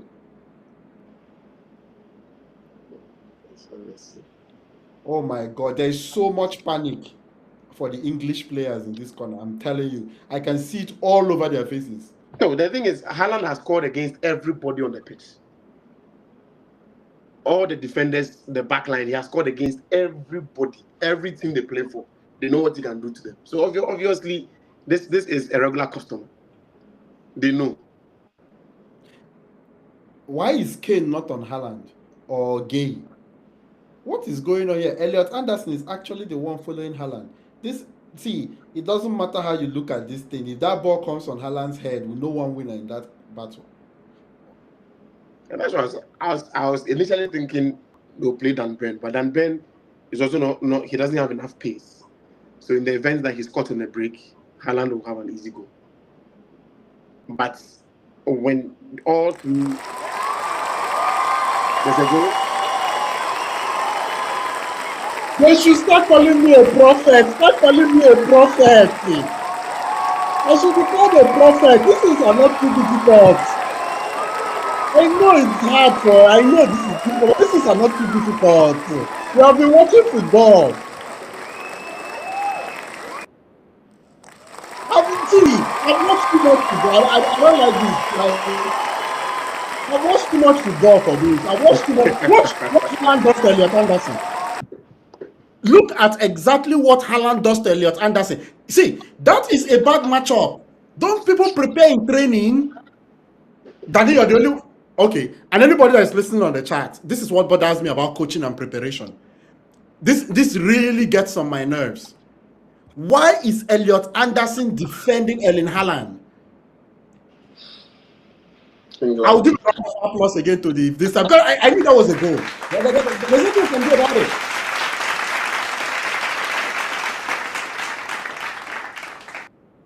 You know one thing human beings do that bother me? If you throw up a ball to a 7-foot guy and a 6-foot guy tries to catch the ball, who do you think is going to catch the ball? No, but is that a foul and an offside? I don't know. Oh, ladies and gentlemen, we are going to have a VAR check. The referee is going to go check it. Let's see. It looks like Is the foul the possible foul? I don't think it's a foul. I saw it in real time. I don't think it's a foul. But let's see. England might get I don't think so. I am going to stay here and say I saw this from the beginning. That's not a foul. Elliot Anderson cannot keep up with Haaland. There's nothing there. He's trying to go pick up the ball. Let's see what the referee says. I don't think it's a foul, but I'm not the referee. Let's see what the referee says here. Like, what do you expect Haaland to do? Like, get off me. England, what's going on? England. This is going to be a disaster. See, there's one thing I can say, no matter what the referee's decision, while we wait for the referee's decision on this. It looks like a one thing I can say is that I said it in the corner kick before that corner. Why is Elliot Anderson on Haaland? Yeah, it is not a fair matchup at all. Ladies and gentlemen, the goal has been cancelled. England. Yeah, it's a foul. It's a foul. Okay. Yes, it might be a foul, but we can talk about this. It's simple. If they do this again, I can still tell you another goal is still coming. Yeah. Oh, the matchup is just not it. Of course, it is not a good matchup. Come on, that's not. See. I'm sorry. That's the reason why we have referees. That's not a foul. This guy literally decides to do this. And then Haaland touches him here to run, and he falls. He decides to mark Haaland like this. No, but in this case, that is how defenders tend to. But the contact Haaland is making to him is not enough contact to put somebody down. Because Haaland expects a hand toggle. He's trying to hold him, then he goes like this, and Haaland is trying to free out with the cross. It is what it is. I don't care much that they miss. Well, we have another corner kick. Let's see.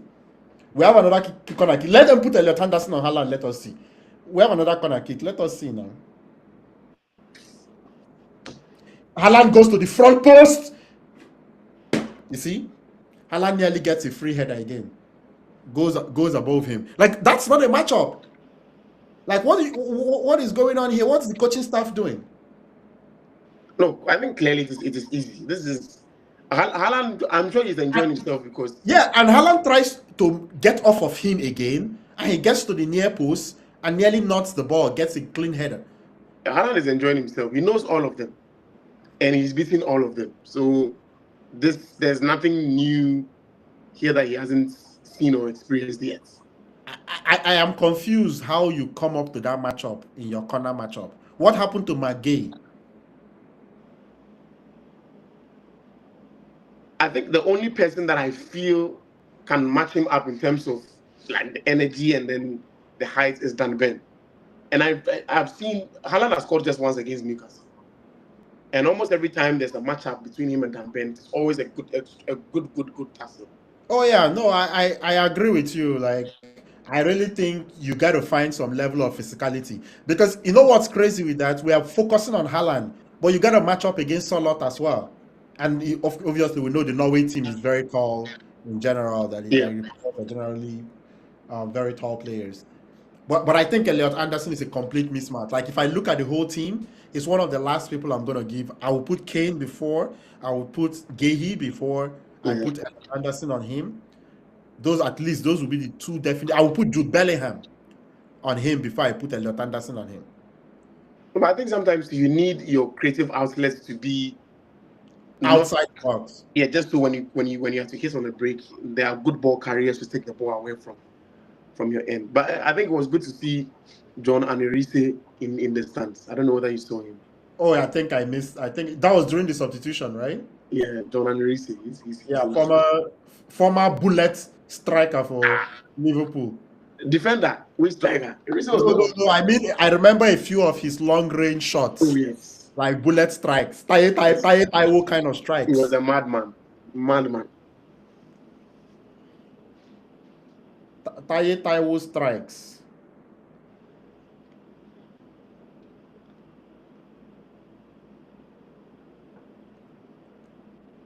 Huh. England hasn't been convincing at all. Let them chop 2 more corners in this game. I give them 2 corners in this game and they try this nonsense. They will not get away with it. Two corner per goal. 2 corner per goal in this thing that they're defending. Let them know what. They got 3 corners and got away with one of the goals. Okay.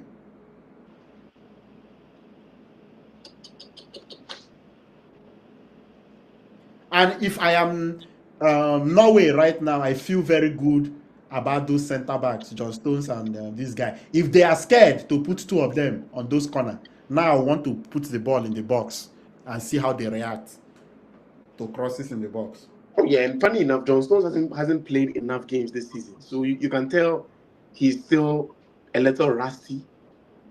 He's been injured for the most part of the season, so I was surprised. I think this was the biggest surprise for me. Maguire not making it to the squad. I was very, very surprised because again, only Tuchel knows what he wants to do with Stones, but he just hasn't he hasn't played enough games this season to warrant a call up. And if you have to say experience, Maguire has experience too. So, and Maguire in the England shirt is like Cannavaro. Yeah. He plays very, very well for the English team. So I was very surprised he couldn't make it. But it's all good. The deed is already done. The English team is just not playing as well as I thought they would, at least at the start of the second half.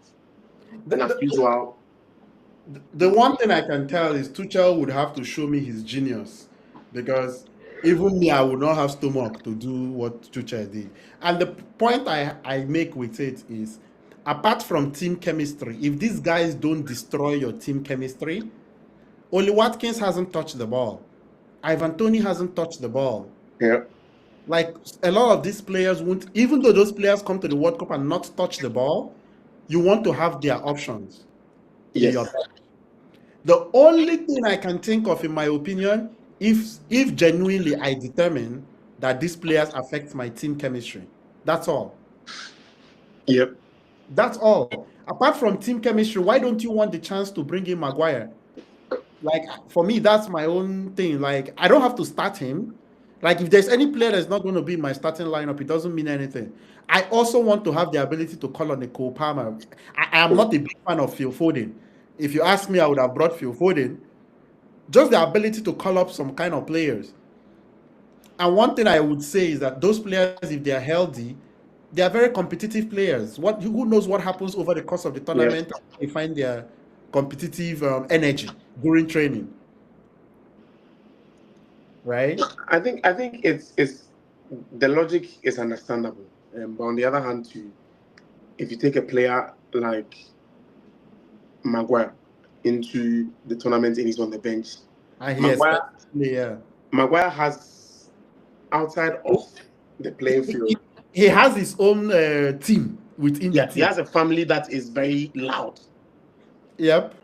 Always asking why their brother or their son, his mother is very loud, his sister is very loud. It's like Adrien Rabiot.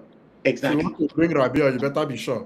Right. So a lot of noise that would happen outside of the camp is likely going to get to the players. Right. So I can get why that wasn't the case for him. For Cole Palmer, it was just purely form. He was terrible after his injury. Oh yeah, no, Cole Palmer is fine for me. Phil Foden, not a big deal. Arnold gives you something other players don't have.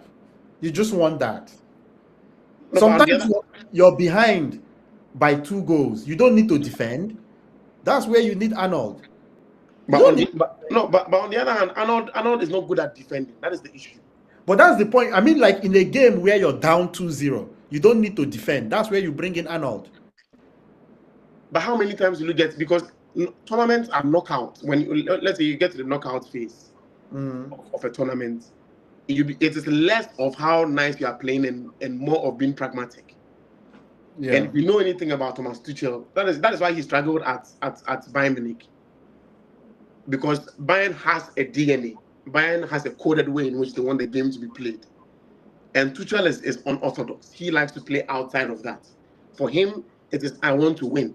How I'm winning, it is nice or not, I don't give a damn. Oh no, and I'm of that same school. I learned in the Tuchel Institute of Football. But one thing I would say with that style is it's a beautiful style when you don't have all the resources and multiple options. Yeah. It's a beautiful mentality when you don't have a lot of options. It becomes not a great mentality when you have plenty options. When it feels like there are many things you can do, different like fun, like you can play more fun. You know what I mean? You can do more I guess things. that's why things worked out for him at Chelsea. Because Yeah, it I was think just that's why it worked out. a bunch of dead wood, and then he brought them together. You instill some confidence in them. Then they go on Exactly, right. You do more with what you do much more with what you have, but when you have a lot, you then the don't give in expectations like are yes. insatiable desires. And on the other hand, too, it's just a level playing field in terms of talent and expectations.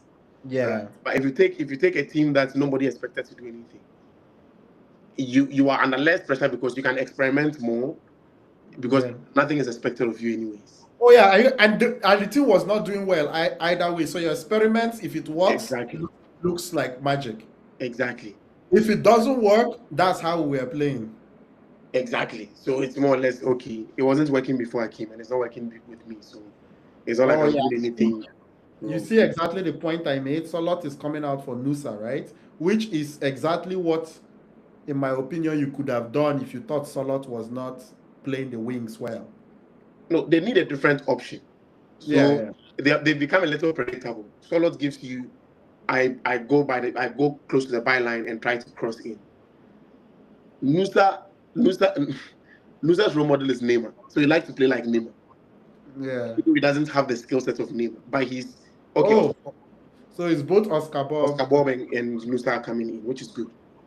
Oscar Bob, it pains me so much that since he came back from injury, he's just lost his form. Ladies and Unfortunately, gentlemen, we have a hydration break, ladies and gentlemen.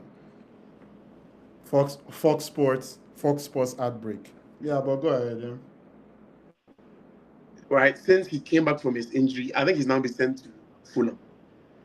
Man City has asked him to go to Fulham, and hopefully he can regain his form again. But he's a player I loved so much when he was at City, when he was coming up from the academy. Very, very tricky, very crafty with the ball.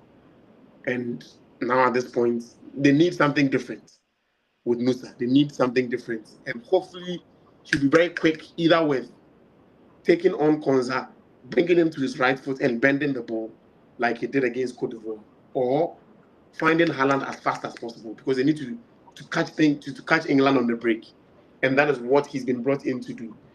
If and only if he sticks to that, they are likely going to be successful. But knowing him, he's a little he tries to over elaborate sometimes, and I think that is what goes against him because in his head, I think he plays the ball in his head before it comes to his feet. So there's a move that is like, my brother, you can pass this ball. You don't need to be doing all these, but you see him doing it, and then he loses the ball. So he's very quick to lose possession. But on the other hand, if he's playing well, you can be rest assured that he's going to shot your defenders. And then he's going to ask questions of your defense because he's very crafty with his feet. What's the name of the guy who even scored? Schladrop. Either up, yeah. Schladrop doesn't have that. Schladrop is a classic winger. I guess close to the byline, just like Solot, and then cross it in. Bob is different. Bob likes to take the ball, likes to express himself in the ball, and the same for Musa. So we'll see how this plays out. The English defense is nothing extraordinary. I think they can go at them and then possibly force them to make some mistakes or, in certain cases, put the ball behind the back of the net. Oh yeah. Yeah, we'll see. So usually the way Norway has played all these games, I would see if I have seen these tactics the whole time. If Norway controls the next 15 to 20 minutes, that Let's means look. Norway has literally been controlling all these games, but people don't even know. Yeah. This is exactly what they have been doing after hydration breaks. It's Yeah. almost, it's so intentional. They just soak up, they just soak up, they just soak up. And the first 10 to, oh yeah, we got Rhys James coming in for Gordon. Hey, wait. Tuchel will kill this boy. Tuchel will kill him. So Tuchel loves Rhys James. But this is a Rolls Royce. You don't use a Rolls Royce like that. Eh? You don't screech with a Rolls Royce. You don't do that. But he's not coming to play right back though. He's replacing Gordon. So it's almost like playing a false right. Or maybe he's trying to play a wing back. Yeah, he's trying to play him more like wing back. Get your cross in. It might be that Tuchel has seen exactly what I see in terms of Norway choosing when to attack. Mm.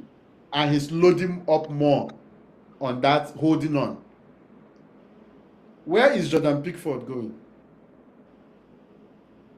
Can somebody tell me if Jordan Pickford lost his mind for a second? That guy is a madman. Where was that? Can somebody tell me where was Jordan? Did he forget his water bottle in the middle of the field? He's a serious madman. Did you see that? I don't think I've gotten there yet. Oh no, you will see it in a bit. Like, where is he going? Ah, okay. Did you see it? I don't think he knew where he was going. I'm telling you. It's like a brain fog. It's like a brain. You know what? It's like a brain fog. You can't tell me that there was any reason why he was coming out there when the ball was there. There's no way you can tell me that he knew what he was doing there. I think he's brought Rhys James to the middle so that Bellingham can go forward. Oh, so the kind of inverted midfield thing that he usually use, that even Enzo Maresca used to use Rhys James for. Yeah, and I think it is good for Rhys James too, because if he used to play on the flanks, that would be too much. His hamstrings are not good, so he can easily get injured again. So in the middle, he doesn't have to run too much. He just have to know when to intercept and what have you. And you need Bellingham close to the goal because he knows how to score. Yeah. And as usual, Eze hasn't been impactful in it. Eze has done nothing. Absolutely nothing. He has not even gotten onto the ball. And just as I say that, he gets on the ball.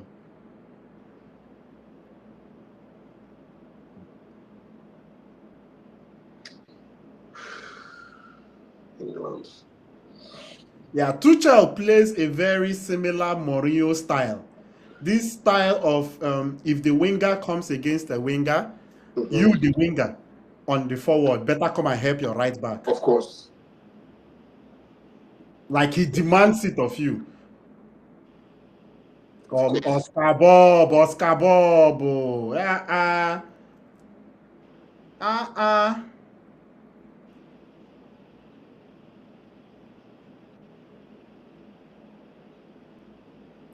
That's the problem with young players. Before you get there, you have to visualize what you want to do. Like, you have to have visions of exactly what you want to do when certain scenarios come up to you, so that you don't have to think about it. I have to give that to them. So usually it's naivety as well. These are like... Oh, no. It comes with time. But what I'm saying is a player that has visions already striking that ball or passing the ball the moment he gets that space. No, that is what Messi does with cheeky ease. Yeah. If you have the vision already, you have no doubt about what you want to do there. You don't think, like, the way I always look at this thing is, me when I was young and played ball, obviously there are some scenarios you don't remember. There are some things I don't think about. There's something me and my friend used to always talk about. You see that ball that used to roll out to midfield, like to the edge of the box from corners and whatever. Just forget about it. I am striking the ball to the net. A rolling ball coming to me. Right? It doesn't matter what the coaches it doesn't matter what the coaches have said. It doesn't matter what tactics have done. If I see a rolling ball near the edge around the box, you know how a rolling ball is. Yeah. It's nothing. It's like they give food, the baby carry formula. It's nothing. You can do that. That strike isn't going to goal. I do not care whether it is first, last minute of the ball. I have already made up my mind since I was It will born, fire. that I'm shooting the ball. I don't know. I feel like this game will either come down to a last minute winner or we are going all the way. I told you every corner is for England hats. They are tall men. They are defending against very, very tall men.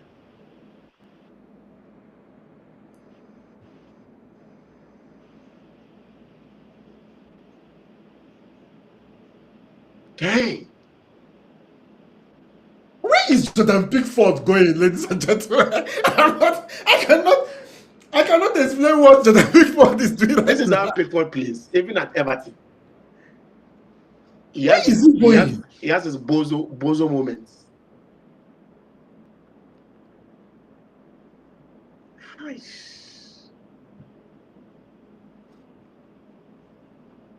That was a good ball. Very good ball. Now.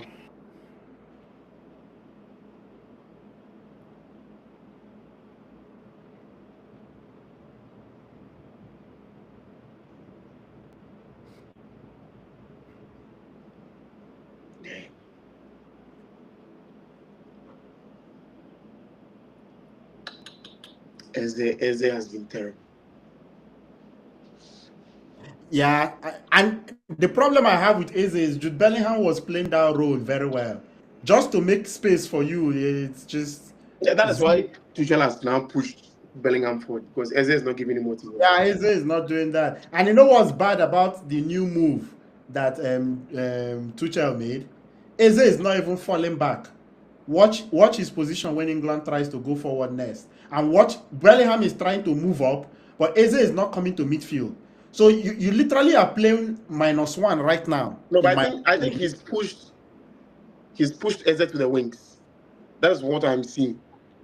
So Eze is on the other wing, and Saka is on the other side. Bellingham and Elliot Anderson regimes in the middle. Who's the white man on the left hand wing? That's Elliot Anderson. How did Elliot Anderson get there? Like, I watched the way they rotated, and I don't even know how he rotated to the far post to become the winger. There are weird, because of Eze right now, there are weird things happening that I don't understand.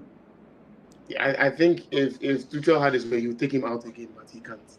But he can't. Yeah, I think that's what's really happening. They are trying to adjust.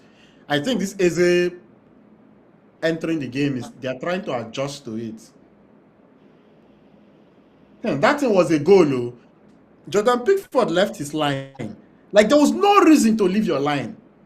After you came and punched the ball, you go back to your line. He decided to stay. That he kept too long on the floor. His reflexes weren't fast. You go down on the floor, you get up there very fast.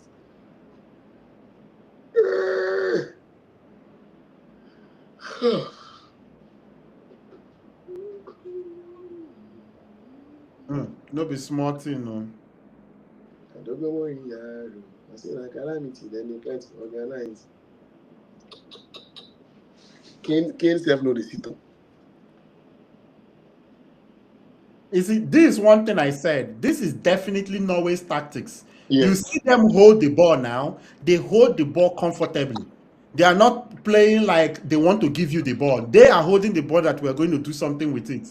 Yeah. And they're doing something with it. It's like almost their choice that they are like, it's my turn. Yeah. It's not about you winning the ball from me. It's my turn. You're not getting the ball. And they force you to play rubbish. And then they force you to play rubbish. Like, this is not... So it shows me that the time that they let you play the ball, they let you play the ball. They don't even try to win it from you. Then when they hold on to the ball, you can't get it from them. They choose that you're not getting it. You're not getting it. And they slow down the game as well. So it makes the game very boring.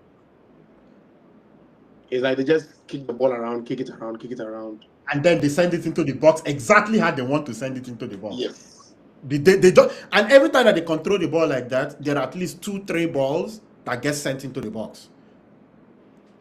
Yeah, because I think it can be disorienting because you can feel on the opposite side, you might think, oh, there's no threat.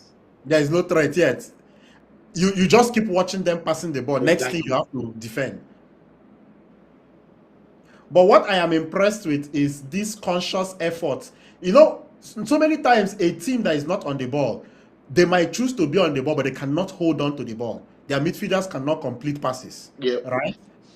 Norway seems to be able to, when they choose to hold the ball, their midfielders complete passes. These are not midfielders that cannot complete passes or cannot help but lose the ball. That's I definitely, think Odegaard has been helping with that. yes. Like they just hold on to the ball. They are not losing possession. It's not any of those kind of stuff. Odegaard does a very good job of decision making in terms of holding possession. Like just Like controlling the pace of the game. Yeah, just Playing, choosing to play the ball into the box or send it back.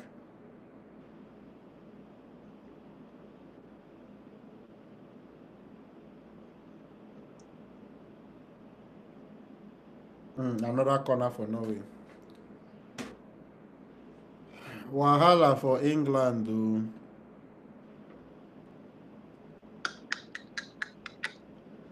Wahala for England. Wahala for England.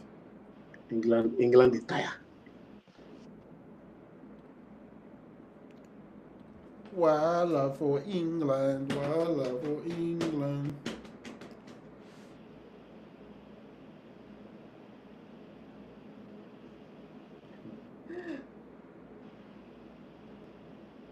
Okay, this guy's on the pitch.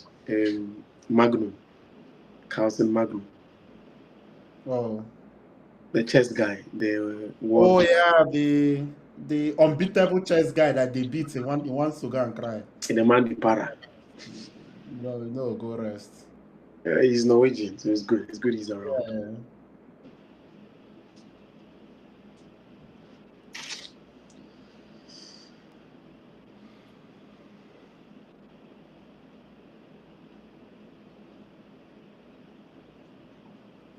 Let's see.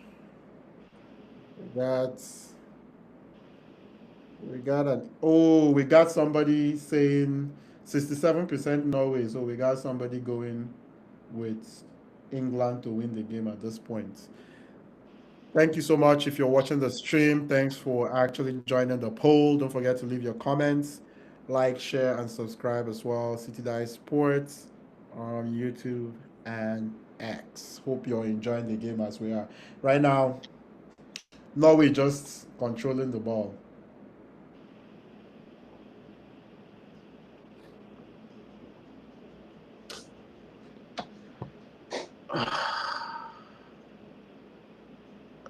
I even want to sleep.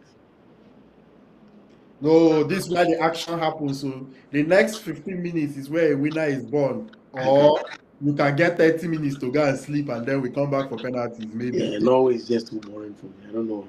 I love it. You don't even know how much I love it. The fact that they allow you to play the ball and choose when they will be boring, I love it. You have to survive the boredom. If you cannot survive the boredom, that's so net they shake. I love it. I think it's a beautiful tactic. If your adrenaline and your need for action is stronger than you, the next thing we go shake na your net. No, that was a good pass. I absolutely love what they are doing. I actually love it. I love the fact that they know that they can hold on to the ball and they hold on to the ball. Like I absolutely love that. Because some people will be like, hey, coach told us not to hold on to, but when they gave you the ball, 2 seconds later, all of you combined to give away the ball in seconds.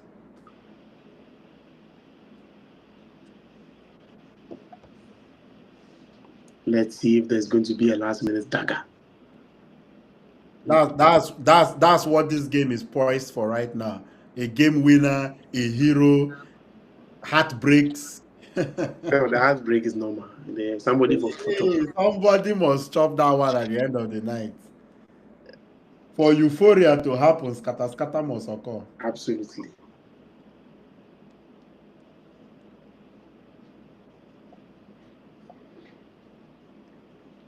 Somebody should take us out of our misery.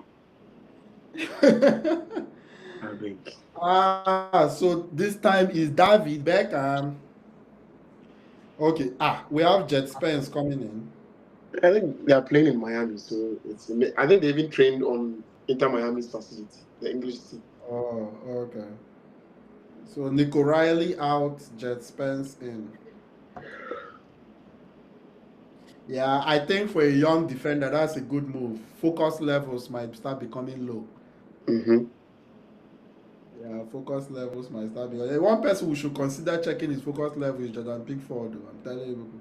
Even Beckham self won't sleep. Beckham self this sleep.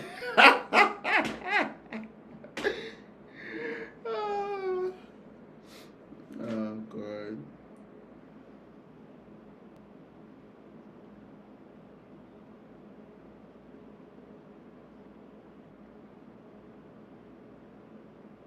We need a last minute dagger, please.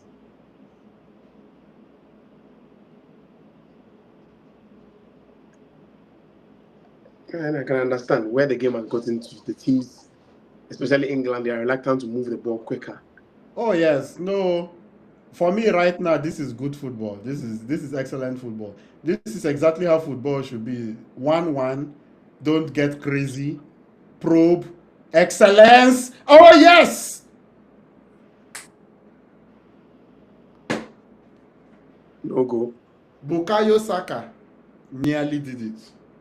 Bukayo Saka nearly destroyed. In fact, he destroyed a right back. Destroyed the whole team. But one excellent defender did not allow it to get to Hurricane.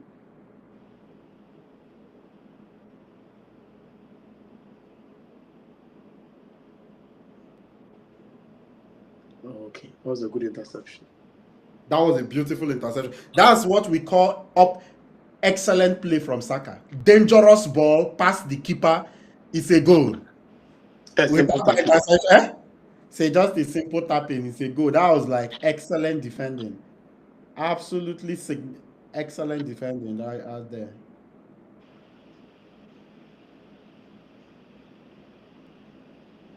Hey, England, the tire.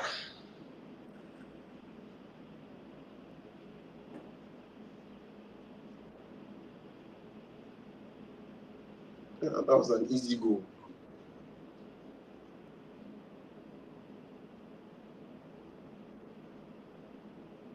That was see, and I think that's the kind of thing we're talking about. Is it might not be speed and whatever. I feel like that's the kind of thing Saka does. That was just brilliant play. Yeah, a moment like just a moment of brilliance. Brilliant. Even the way where he put the ball, the moment that ball passed the goalkeeper, that's like for God and net and shaking and everything. There is nothing And else. the defender has to be careful as well because Own the goal wrong touch is an own goal. Own goal is a possibility. Everything becomes an option. Penalty, everything is an option. Yeah. At that point. Oh, okay. Yeah, Suarez is around. Suarez is from it's a place for Inter Miami, so it's not surprising. Yeah, so Morgan Rogers comes in for Exriconsa. So that brings Rhys James back to right back. Yeah. And Morgan Rogers, you see, that also makes sense. He puts somebody in that midfield that is going to stay there. Now they should play on the front foot. England should take the game to them, try to win it. So they take out a defender, Moya Wolf, for Holmgren Peterson. No subs remaining for both teams, I think. I guess they are going all out. Yep. Yeah, I usually want to keep one sub for overtime. I don't think that's a great decision. At this point, try to make a win. And to me, that tells me something about the confidence of this Sobaken. To me, that's confidence. It almost feels like he's also trusts his players not to lose the ball. And if you want to see the confidence he has in his team, they will dominate these last few minutes. That's what I'm seeing. When they choose to that is hold on to the ball. also the advantage of being the underdog, Yeah. right? He has overachieved at this point, so they are now playing with house money. It's like Monopoly. You are playing with house money at this point. Whatever happens, I have overachieved. I have overhit my targets. So at this So point, we now I can can only shoot dream. for the moon. Yeah, we can only dream. And how? Why not? Why We why can't are these why are these goalkeepers behaving like they are the people that are supposed to be tired on this pitch? What is this?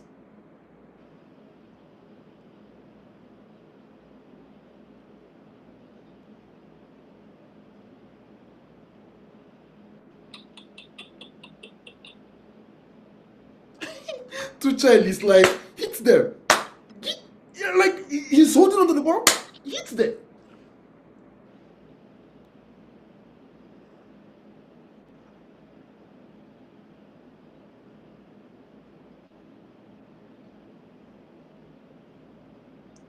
it's good they are pressing. And at least Jet Spence just came in, so he has the energy. But it's unfortunate Rashford couldn't come. Yeah. Rashi. To get your own chance. Attempts on goal 10-6, shots on targets 5-1. No, yeah, Norway has really peppered England's. No, this second half, Norway has had much of the action. Yeah.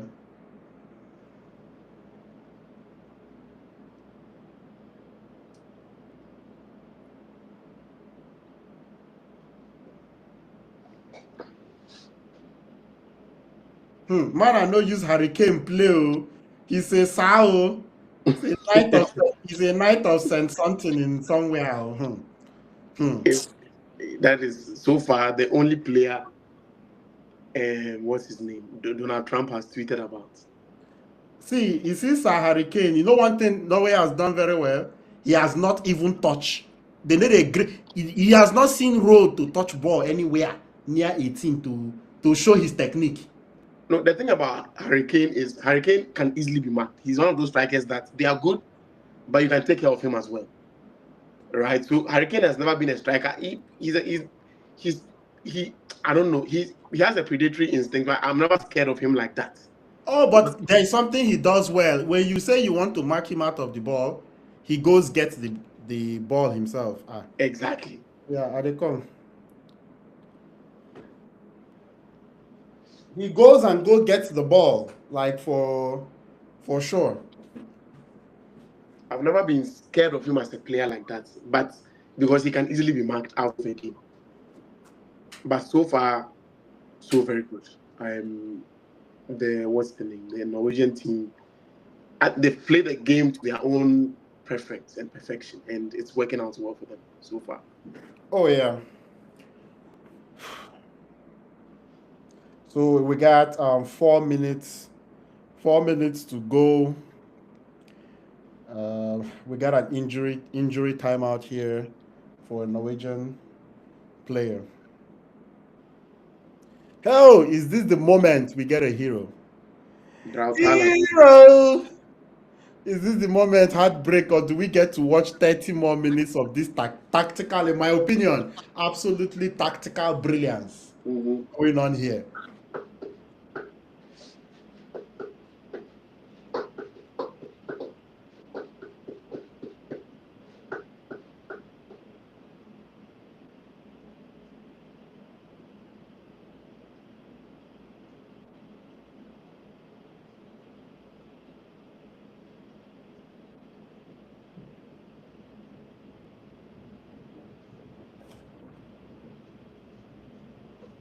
I think the game will go into extra time, and that would be a big blow for Norway if this guy gets injured. Hagen.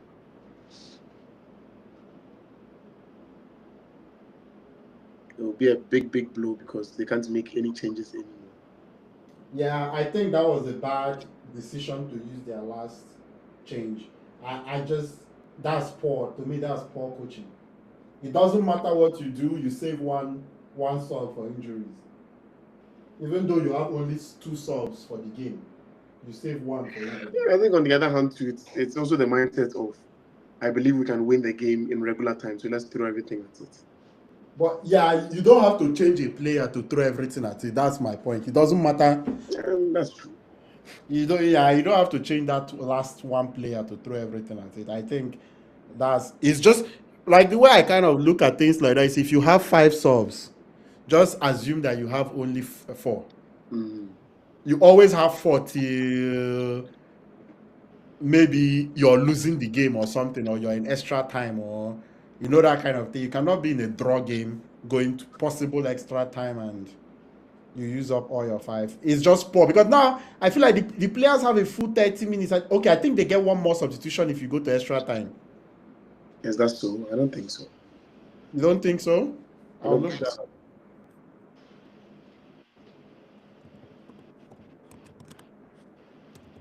Because in the past, it used to be 3 changes and it was increased to 5. And I don't think they'll give you an extra one again. I don't know. Maybe the rules have changed, but Yeah, that doesn't make any sense. Yes, so teams get an extra substitution and an additional substitution window if a knockout stage match goes into extra time. Yes, so that makes sense. I didn't even, because that would have been a horrible coaching decision because your whole team is going to be playing out of fear. Like if you get an injury, you go one man down. So no, that makes sense. Yeah, that makes sense. There has to be an extra substitution that you can use for injuries. Okay, I think it's a fair rule. I think it's very fair. Like that extra 30 minutes. yeah. That extra 30 minutes is not easy 30 minutes. But Haaland has had a terrible, terrible game. Yeah, I think a lot of the service he got were all half chances, and he tried to put it towards. Yeah, most of his services are half chances. Yeah, they are all half chances. He has not missed any really good chance. There's nothing really going on. So we are 97 minutes into the game with 7 minutes of extra time, and Jude Bellingham goes down with some sort of injury.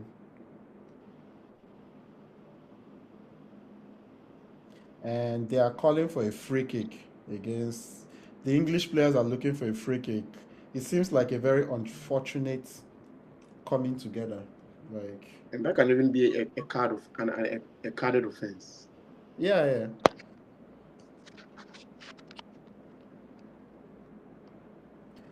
Yeah, I don't know if it matters much, but definitely can lead to a card. Let me see.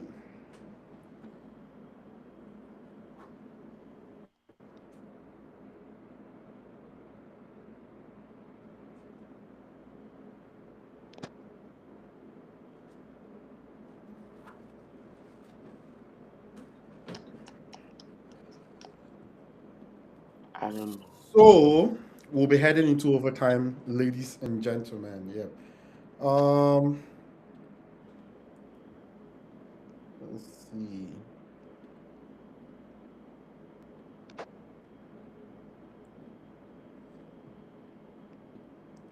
So yes, so we'll be heading to overtime. So 30 minutes of this football.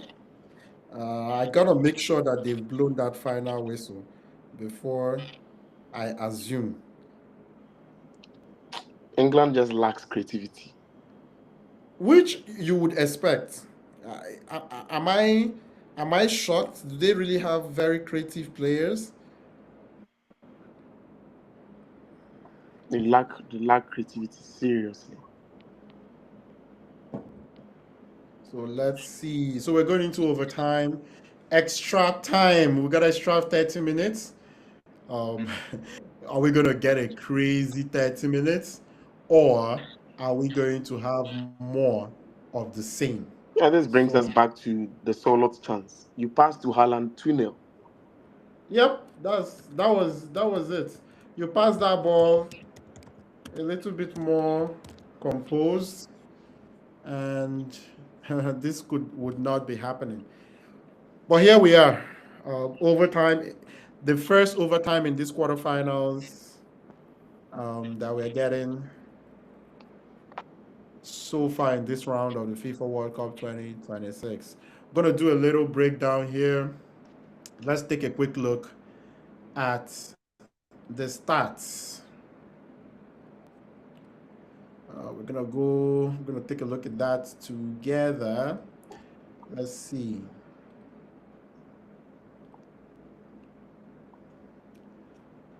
So let's see if we missed anything while watching the game. At this point, we're waiting for extra time. Goals scored in 36 minutes, all in the first half by Schlederup and Jude Bellingham with a beautiful strike. Subscribe to the channel CT Dice Sports. Right now, the best rated player in this game is both Schlederup and Martin Odegaard, 7.9 each. So, yeah, I would say he has controlled the game in a very decent way. I am not against the fact that he's had a fantastic game so far. Nico O'Reilly with a 7.5. Interesting. The two wingers doing pretty well. Is Reconsa is judged to be doing very well. Bellingham obviously did really, really well. As well, Erling Haaland has been less than average, 6.3 rating in this game. So let's see. So we're gonna see how the game is gonna go. Just looking at the players that are in the game right now, we have Nusa in the game, Ausnes, Oscar Bob, and Holmgren Peterson coming into the game. And for England, we have Iberichi Izis, Bukayo Saka, Reece James, Jet Spence, and Morgan Rogers. So if I'm looking at this correctly, Norway still has one substitution from the regular time. It was England that was out of substitutions, which is five substitutions, which I would say makes sense in my opinion more than Norway using up all of their five in the game. So you got Thomas Tuchel going up against Solbakken in this game. I would say, it's been a very, very knockout stage kind of game. Yeah. Two, two brilliant shots, one from Schlederup and one from Bellingham. Other than that, you've seen each team try to impose their will based on how they play. That is true. Yeah, so that's kind of how I would look at that. So I would get it to you, Danny, to um, give us kind of a lowdown of what you think has gone on so far. No, I think you captured it perfectly. This is the knockout round, so the two teams are being a little more cautious with how they approach the game and not trying to give too much away to the opponents.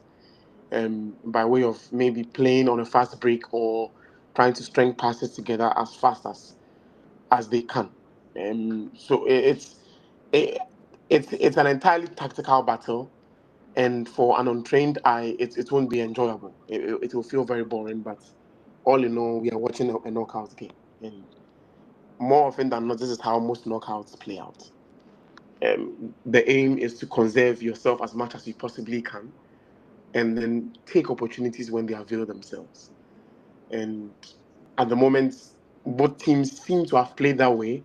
There haven't been any clear-cut opportunities where we would say, okay, it came in and you didn't take it. The Saka chance was a good one, but you have to give props to the defender for being at the right place at the right time to take away the team from the danger. That was because it was a direct, that was an obvious goal had he not been there. So far so good. I didn't expect anything less than I am seeing now, especially from Norway, because they have to self-conserve and then see how far they can push the game to the very end. And I think for a team like Norway, they would rather be kicked out through a penalty than the opposite. And so far, it's playing in their favor as well. So we have to see what the next 30 minutes has to offer. I am still I'm still not convinced that both teams have what it takes to win in regular time, even though, of course, there are star players on the pitch who can change the trajectory of the game. But if the last, that is the second half, is anything to go by, I foresee this going all the way to penalty shootout. Oh yeah, absolutely. It depends on who is going to take that extra leap to try to actually win the game, right? At this point. But we're going into overtime here. If you're joining the stream, thank you so much. Got a comment here. Winner England from Bill Billy Billy Aminus and Eco. Anyway, I probably didn't get that right, but says England is gonna win the game on this live stream here. I think Norway is gonna win. Dani thinks England is gonna win the game. So we'll see how that goes. But extra time just kicked off. 1 minute into extra time, we're gonna see if any team is gonna like devote more bodies into the box, try to win the ball. You're gonna see a few more tired crosses, like the one we just saw from Mm-hmm.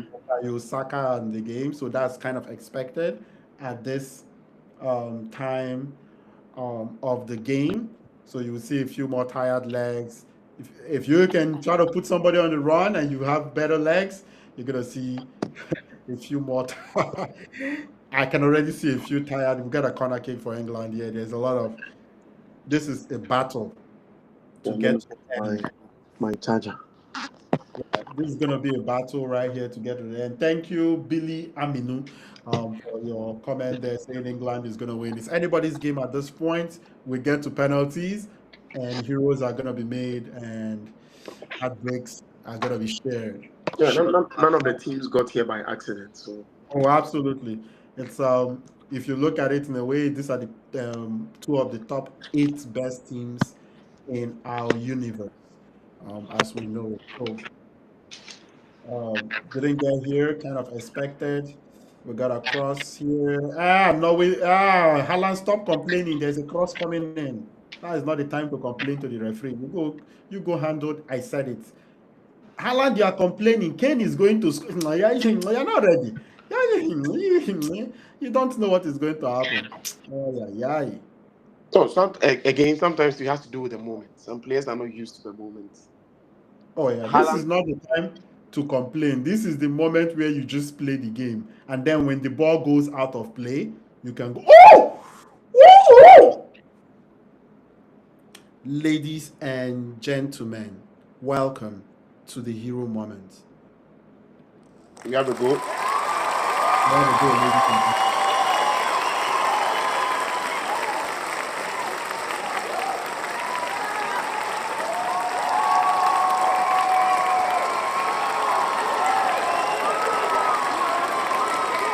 Good goal. Okay. Okay. Kaka. Kaka with the goal. It looks like I'm very far back. I still have this.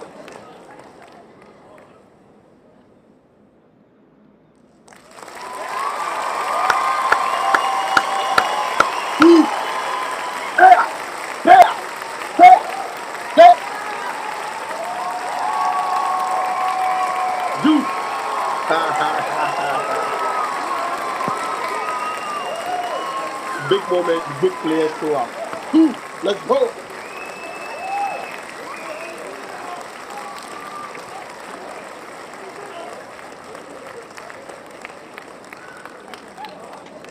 Oh, this is very very sad. I don't think for me I don't think it's sad. It's exactly how it should be. No, Within the no, first 2 minutes, if you're on this live stream, you would see exactly how I reacted about tired players and about Haaland complaining. I could tell. There was Norway has reacted very poorly in this overtime. Like absolutely poorly. They look tired. They literally have been unable to clear the ball when crosses come in properly. They got a corner kick from literally nothing, couldn't clear the ball out even after the corner kick. And Haaland is busy complaining, and Kane nearly scored while he's complaining.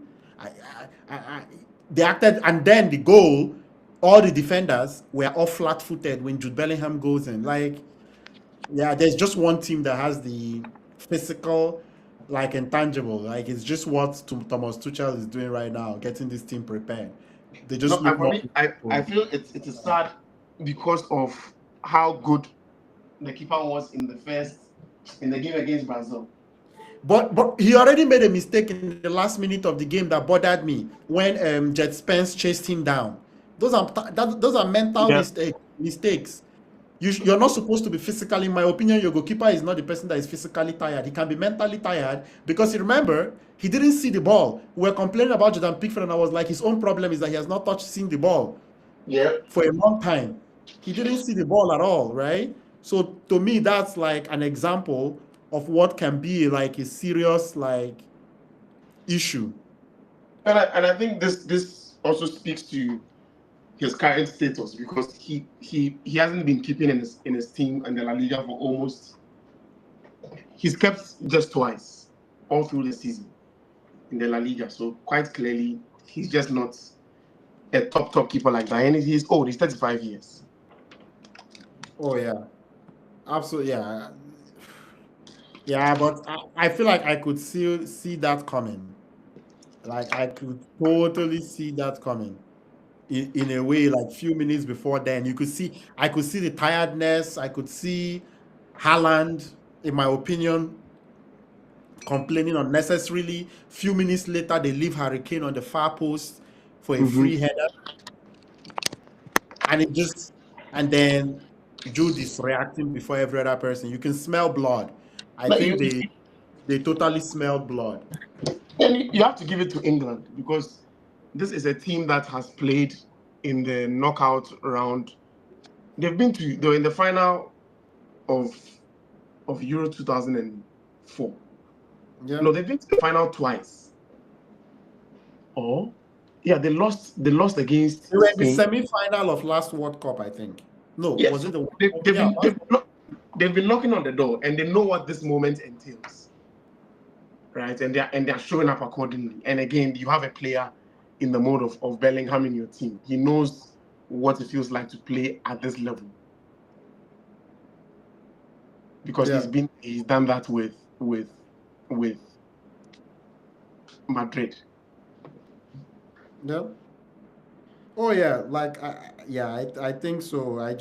You can see that England was the better prepared team for this overtime, in my opinion.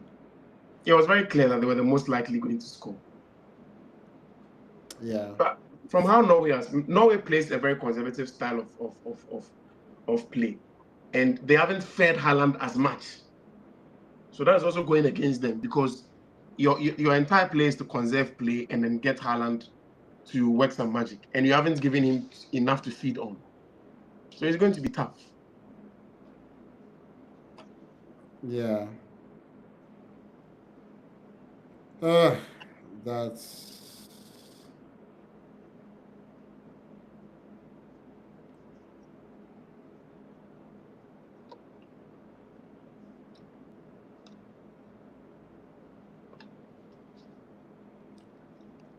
we'll see if they can actually hold on. So 8 minutes in, I'll be watching right here to see how England actually reacts. In my opinion, like or rather Norway, how Norway reacts to this. Are they just going to allow their fatigue, or they're going to actually make moves? And better chase a penalty. God damn it! That's it for Norway. This is a complete Tuchel. This is a complete Tuchel beatdown in Masterclass. overtime. Hmm? Teacher masterclass. Yeah, this is a complete Tuchel masterclass. Like complete Tuchel masterclass. Eberecheze comes in, looks like the more lively player, and the defense is killed. It's like finished right now in overtime. That is why I mentioned to you that this Norwegian defense, they are fortunate to have a player like Haaland around. But in this game, they haven't even given him breadcrumbs to feed on. And it's a big shame. Yeah, it's a big shame that they have not given him a chance to make an impact. Yeah, is that a penalty? Come on, let's think about this. I don't think that was easy. That was Jet Spence. Are you kidding me? You say what? Come on, let's check this penalty very well. Like, come on, guys.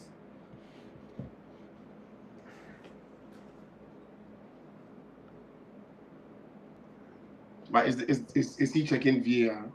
Yeah, they're still checking VAR here. Like, I'm looking at that replay. Obviously, he goes down. Was that really a penalty?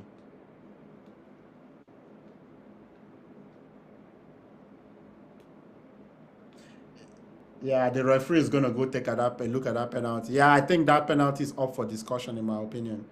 Just looking at the replay, yeah, he got tackled, but was he looking for the penalty? Did he go down too early? Was it soft? There are a few questions that absolutely deserves a second look at.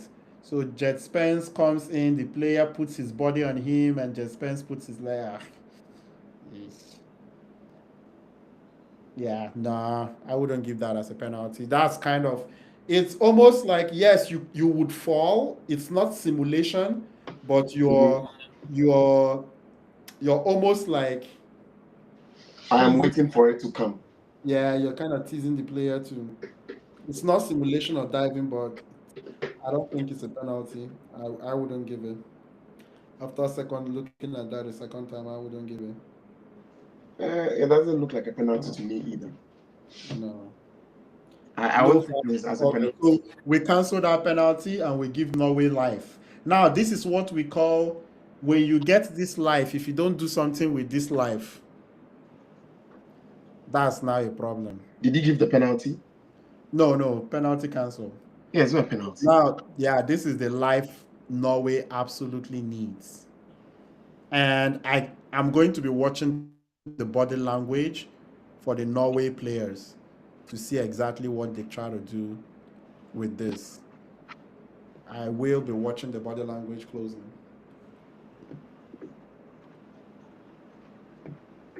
Yeah, that wasn't a penalty.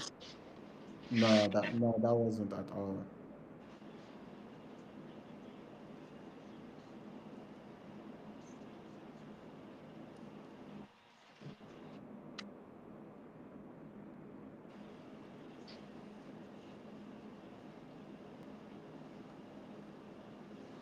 Yeah, that wasn't a penalty one bit.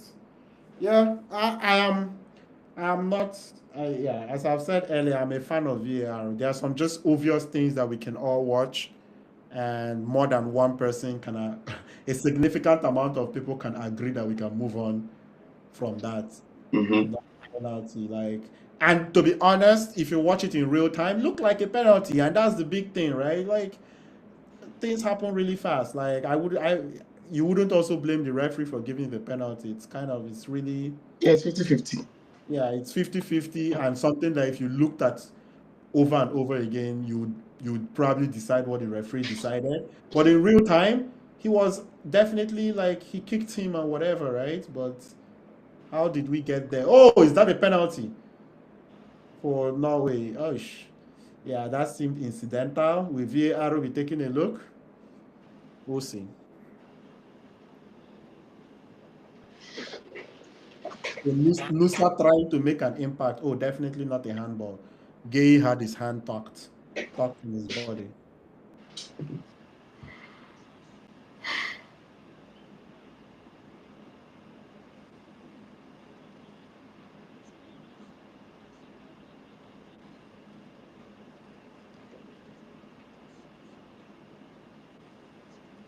Oh, I think I got this now. For the person that said England is gonna win, it's Billy Aminu Shehu Dandiko.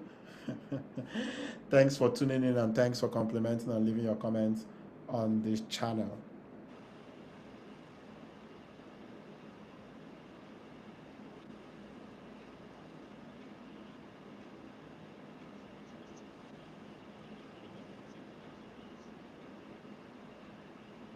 Let's go. 105.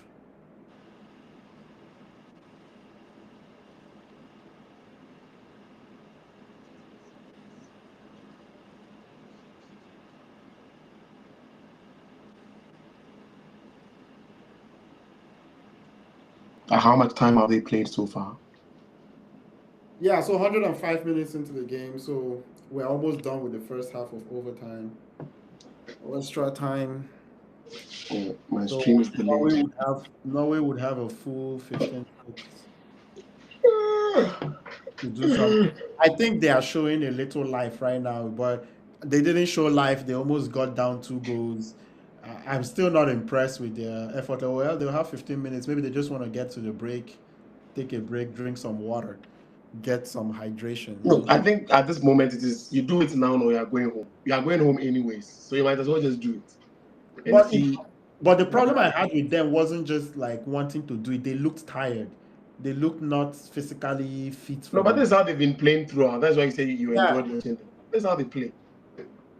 No, when England attacked them, that's not how they were playing. They were holding a shape or whatever. This time they were like tired, tired. Like they just looked like they just wanted the game to end. They didn't want this.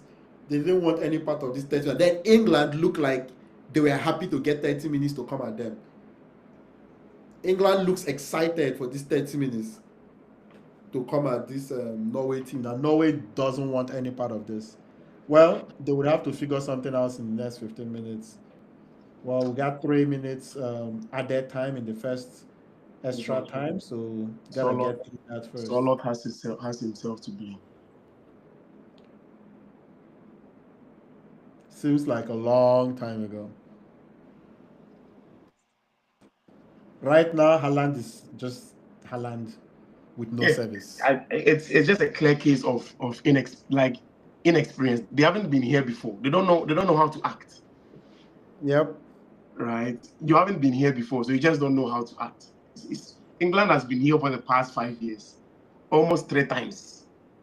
They know what this Oh. this stage feels like, how to manage the game and see it out.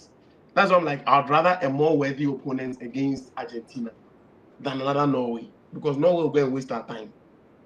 And And then we Argentina has play, been getting time wasters on their brackets. yeah, and Norway would equally go and play like fans.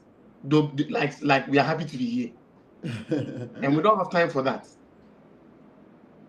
Right? I've been very, very disappointed with how they've left Haaland to hang out dry at the top. Like absolutely nothing for him. And the only time Charlotte got the chance to play him through, he was also very, very senseless with his decision making.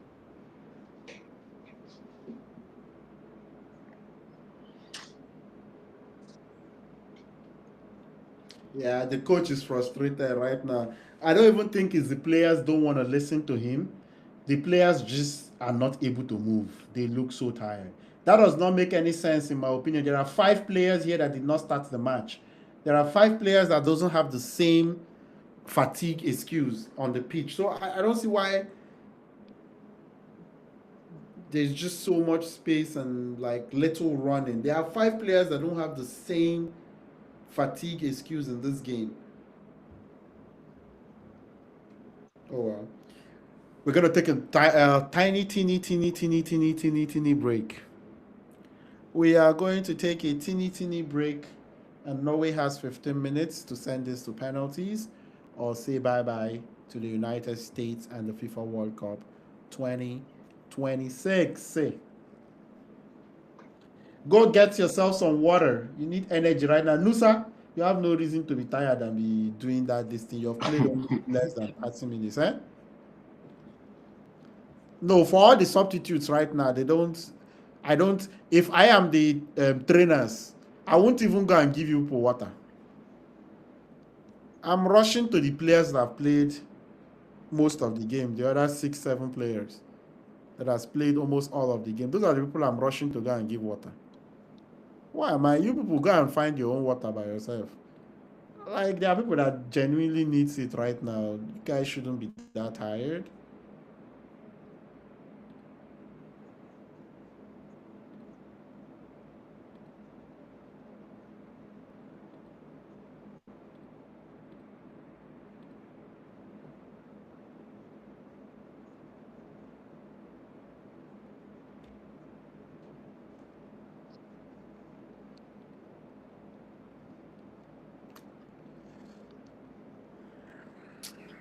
There we go. We got 15 minutes more.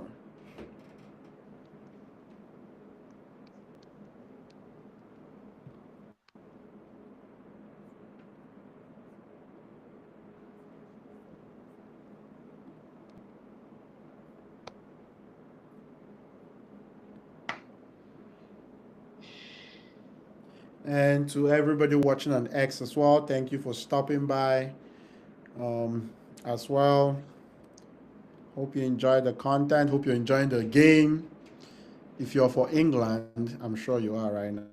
Everything seems like it is what it is for the English national team. If you're hoping Norway wins the game, we got 15 minutes to go. And don't forget, like, share, subscribe, comment on the channel. City Dive Sports on YouTube. Subscribe.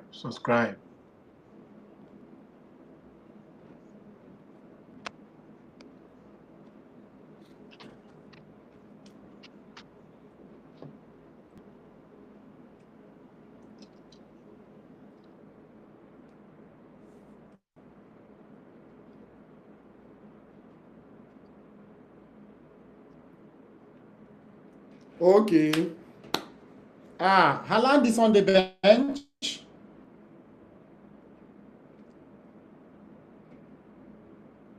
Land is off for Strandlers. Ah! You see what's interesting? I'm not sure. I probably would never support such a decision. But can I tell you that I was frustrated at Haaland? Yes. Oh, which is fair because I, that has I been. was I was frustrated at Haaland, but would it make me ever take him out of the game? Absolutely not. He would have to literally be injured for me to take him out of the game. Um, but yes, I was frustrated at him. I don't know. I Only feel maybe at this point they are looking for a fast and more agile center forward. Even though I don't trust Strand Larsen like that, but again, he's a Premier League player, so he knows this back line very, very well. He's played against almost all of them from his time at Crystal Palace, from his time at Wolves to Crystal Palace. oh So yeah, yeah, absolutely. But will I take off Haaland for any of those decisions? I wouldn't. He just needs a touch. Strand Larsen can get two chances in this game and miss both of them. yeah, Haaland needs a half chance. more often than not, you'd rather, even if your best player is dying, still be on the pitch. But I think, Yeah, also for the element of like shock, right? Like defenders keeping them honest. yeah, I understand. Obviously, it's so back in some of these people, it's more of they have the cachet to put the team first ahead of one player. For me, the team and the player are like one person. And they see team and player at the same time at the same place.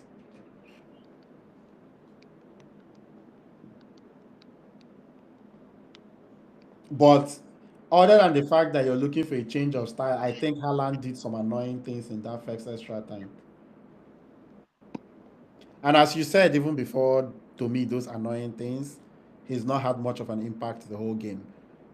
Whether it is a he's tactical, been very quiet. yeah, he's been very quiet. Whether it's a tactical thing that England is doing on him or not, he's not. He's not made much. He's not even been like threatening. If you look at the goal was almost using him as a decoy to score. And I think that is also what you desire having, because he would always be the center of attention. He would At draw least, defenders with him always. yes. This is a very sad way to bow out of the tournament. Oh yeah. And what I don't like about this is if Haaland didn't ask to come out or not injured, yeah, you don't want the coach taking that off out of your hands. Yeah, I don't like it. I would probably never like it. Like for the coach to take the whole game out of that's a tough way to end your World Cup. That's a tough pill to remember this whole tournament by after all the success he's had. Because it would always replay in his mind that he had 15 minutes.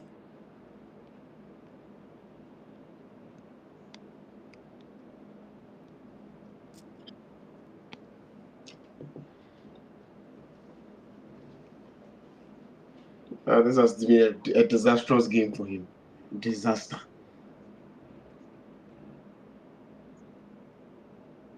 I don't know. Maybe going forward, I'm hoping that Norway would discover one intelligent schema like that to play behind him, because Odegaard ends it. I don't think Odegaard was the problem. They need more. They need more players. They need more difference makers in their team. No, but how many times did they even cross the ball to him? They just kept holding the ball, They passing did the that ball around. for most of the second, close to the end. Like after the hydration break, as they normally do, they did it like a few times and they stopped.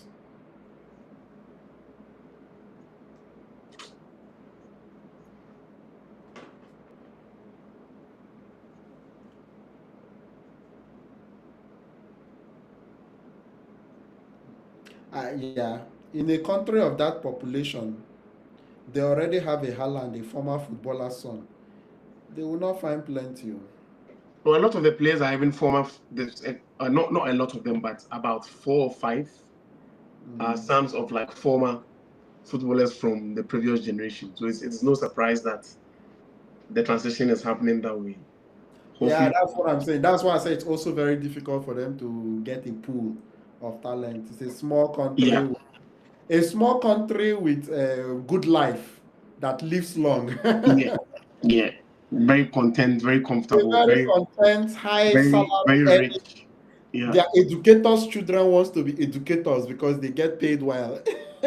very rich, very comfortable. So it's Very rich, understandable. comfortable these days. So when you look at it, as you said, their best talent will probably come from ex-footballers. They are not going Ah, to suddenly be getting some new fresh. then it's good that Haaland has started early because he has a son. Oh yeah, probably he can get a child. Some of the players in the team. What was the guy that used to play back then? Larson. Henrik Larsson. Eric Larson. Maybe his own children can join too. No, I don't know whether Larsson's son plays for Sweden. I don't think so. Yeah, but yeah, to me that would be the best chance they have at elite players. Well, at this point, that is too much responsibility, Yeah. right? Because the child has to know how to play. You look at Cristiano Ronaldo's son like this. I think, where did you come from? Eh? The boy Nah, is it's not even fair because everybody has to look at probability. The chances of those players keeping up to their father's level is next to zero. The one thing I've noticed is that great players almost never produce great players' kids. You know who that is true. produces great players' kids? Average to below average players. That is very true. Because you look at Zidane's son for Yeah, Algeria. I say, before we will find a top 50 or top 100 player ever produce another top 100 player, e go tell. I say Zizou. Zidane was looking at his own son and he was disgusted against Argentina. That's my point. It's too difficult. For him to be Zizou, he had to be 1 out of 1 million people, and then you think your child will become 1 out of 1 million.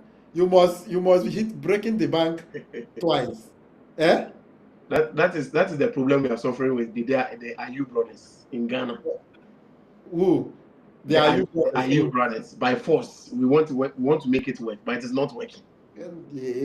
It's too, the chances are so rare, it is too difficult. It's crazy. I actually think if you really think of it well, psychologically, the best players cannot give their children the hunger. It's impossible. Yeah. They are born into privilege, so They there's are no. born into privilege. The hunger. See, people think the hunger you can teach it. No, you cannot teach it. You have to live it and want it. You cannot teach that hunger. The way I cannot come back Osimhen, home and not be hungry, and you tell me I was hungry.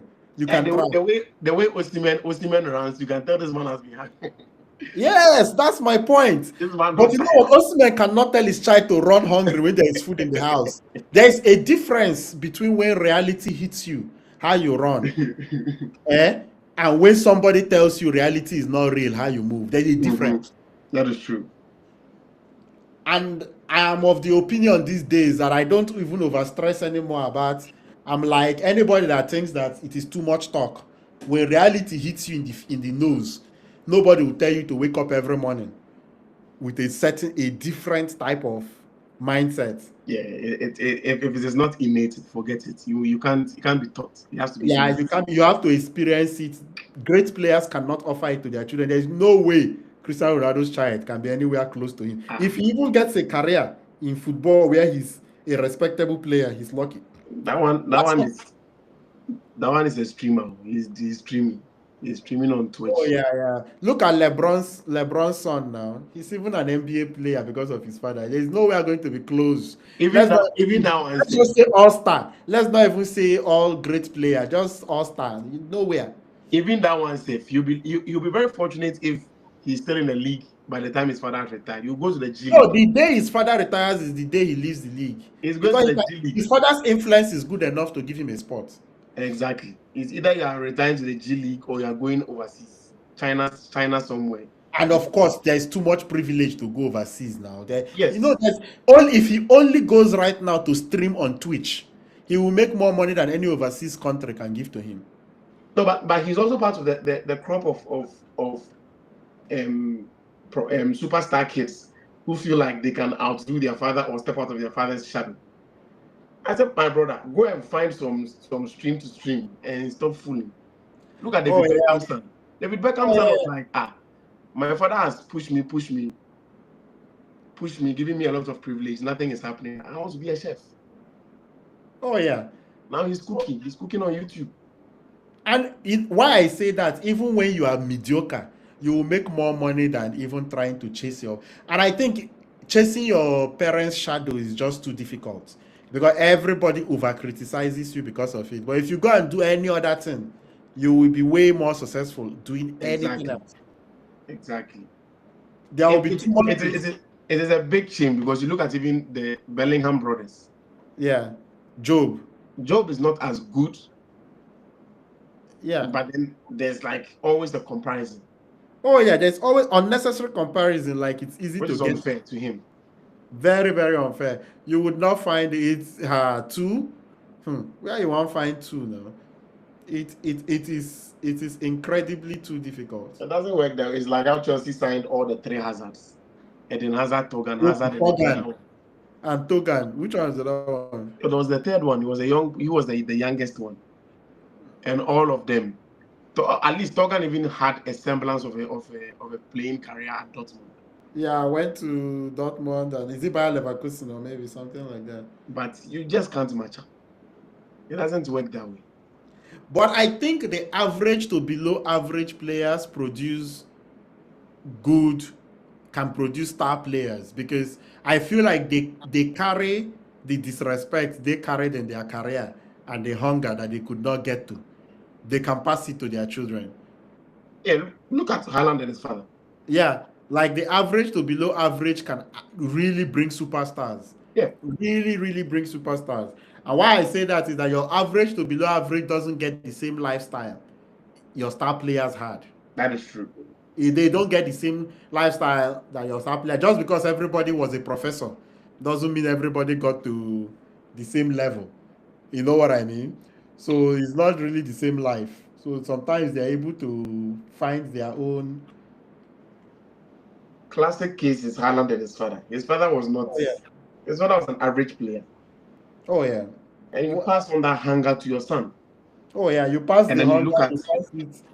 You almost give them the things that you were not able to figure out. Exactly. And then the stark opposite is true. You look at George Weah and Tim Weah, yeah. Star players, they try. And you know what's funny? They have all the tactics. They have all the discipline. They have all the day-to-day life. They have all the knowledge. You just can't pass it down the same way. George Weah and his son, Tim Weah, a very useless player.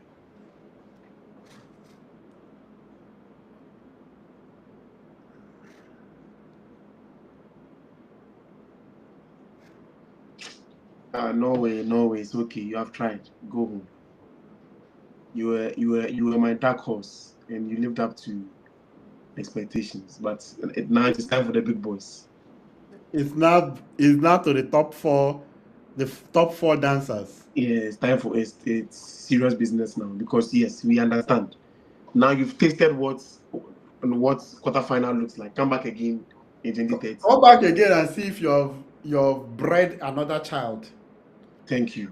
But for now, it is serious business. We need a time where serious coaches serious coaches are putting in a shift when it comes to tactics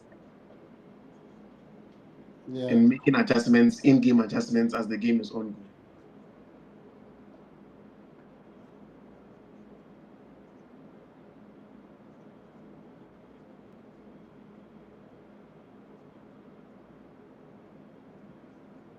Rich James.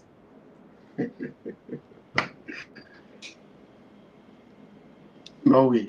This is a very painful way to lose, but that is what you get from knockout football. The Brazilians cry. So if you cry, there's nothing wrong. Football royalty cried at your hands. Oh, So when you cry, it's not a problem. You are my team. Norway is my team. You are my team. Musa is my boy. Even though he's a very foolish boy, but he's my boy. You have tried. Go and come back again for 4 years. Go and mature. Look for players. Look for a schema. And number 10 who can play defense, let 10 passes. Because Odegaard is just a waste of time. oh, to the great Vikings. 1 more minute to go. Has made some attempts. Eze is putting pressure on you, wasting your time, frustrating your lives.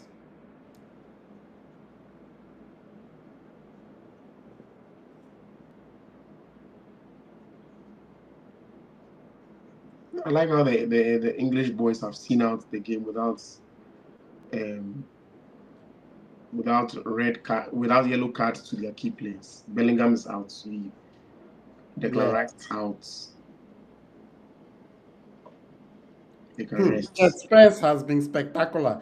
You know what's crazy? I've been always mistaking Jet Spence for Eze. It's not Eze. Eze has done nothing. Nothing. But now Jet Spence Oh, is yes, he has been terrible.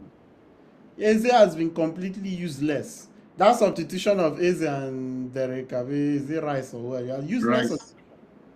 Completely, Eze has been completely negative. His teammates, Bellingham has saved him in this conversation. Now him they for use clean house. Yeah, it's good how Tuchel was like, no, I'm wasting you in the holding midfield. Go forward again. No, that was I like that recognition. That was good recognition. Don't go and do something bad and not try to switch it. That was useless to bring Eze to 10. That is good in-game management. Yeah. You see, okay, the person you brought is not working. It's not Switch working. it up. Get out of that place. I brought you to do something. You're not doing it. Are you not seeing road?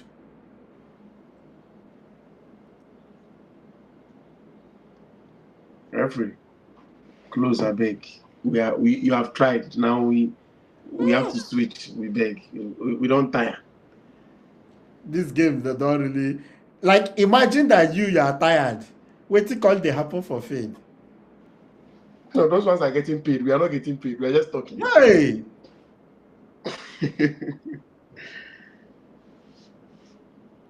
this one is spirit and soul. Spirit and soul is exhausted.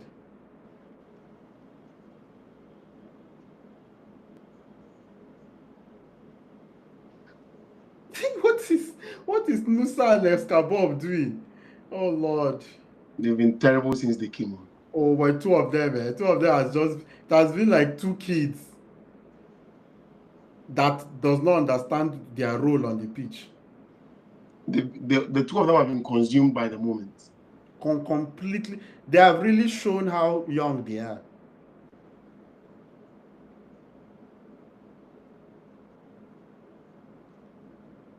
And the final whistle goes, and England celebrates just as they celebrated against Mexico. What a Thomas Tuchel dogged performance. The same complaint I had about Nusa is what he did, is what he came in to do, holding the ball too much. You are not Neymar. Woo! Now, that was a football game. England 2 after overtime. Norway 1. Belgium 1. Spain 2. Next up, In about an hour, 15 minutes, Argentina takes on the Swiss. The Swiss. Okay. We're gonna wrap up the stream. These people have taken us 30 minutes. Danny, final words while we wrap up. Everybody that's been on here, thank you so much. I appreciate for everybody coming through and passing by. Hopefully you enjoy the games. Congratulations to the three Lions of England. And congratulations to Jude Bellingham getting a hug from his good friend Braut Haaland. He's the star of today's game. Final words, Danny, why we call it quits and end the live stream. Yeah, this is a classic semi-final game. There wasn't much to go off of, and it was a game of moments. Clearly, the Norwegians were very good at the beginning, especially in the first two halves. They had a few good chances to go on to punish England further, but again, their inexperience showed across board. And for the English, this is a very professional win. A very, very professional win. You take the chances when they avail themselves. And again, it's a game of moments. So look out for the moments, and that's what they did with Bellingham's second goal. You saw the moment, you pounce, you get your goal. That's it. You don't need to outplay your opponent to win them. In a sense, for games like this, it was always going to be tight, and these are two European sides, so there's always going to be that test for task that will happen. So you wait for your moments and you take them. And sadly, the Norwegian team, yeah, they hit the crossbar a few times. They got a few disallowed goals, but at this stage, you need a mental fortitude to strive through. And I can give them the benefits of the doubt because this is their first time in this terrain, and they can only learn and then perhaps come back better in subsequent tournaments. So what they should be very proud of themselves. The Norwegian team, very, very proud of themselves for making it this far, and most importantly, take the upcoming Euros as a ground to perfect what they want the team's identity to look like going forward. Right.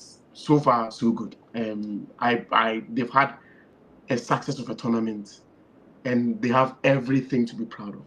Absolutely everything to be proud of. Yes, this might feel like the game that slipped away for them because they had like a number of chances to put the game away. But when this moment comes down, when games like this comes to the fore, the moments are what count. And you have to be there to feel it. And then when you're there and you feel it, you know how to act. England has been here, they felt it before. So they know how to act. Norway are novices, and it showed on the day. Right? So they should look forward to Euro 2026, or is it Euro 2027, either of them, and then try to experiment further. And the sky would only be their limits going forward because they have a relatively young squad, which gives them a longer runway to improve going forward. So it was broadly a tactical game, not the most enjoyable on the eye for me. But again, the semi-final, so I'm not expecting that much in terms of gameplay. Maybe we'll get a few crazy games here and there, but this is likely going to be how things would look like until the final. And for the English professional win, we've been here before, we've done that. We have marquee players like Kane and Bellingham on the team, so there isn't much to worry about. You know, when it comes down to the moments, they've been there, they've done that, and they delivered it today as well. Oh yeah, no, absolutely. Good forecast. So that will be the live stream. Everybody that came through, thank you so much. Thank you, Danny, for coming through. Like, share, subscribe. Check out the social media pages as well.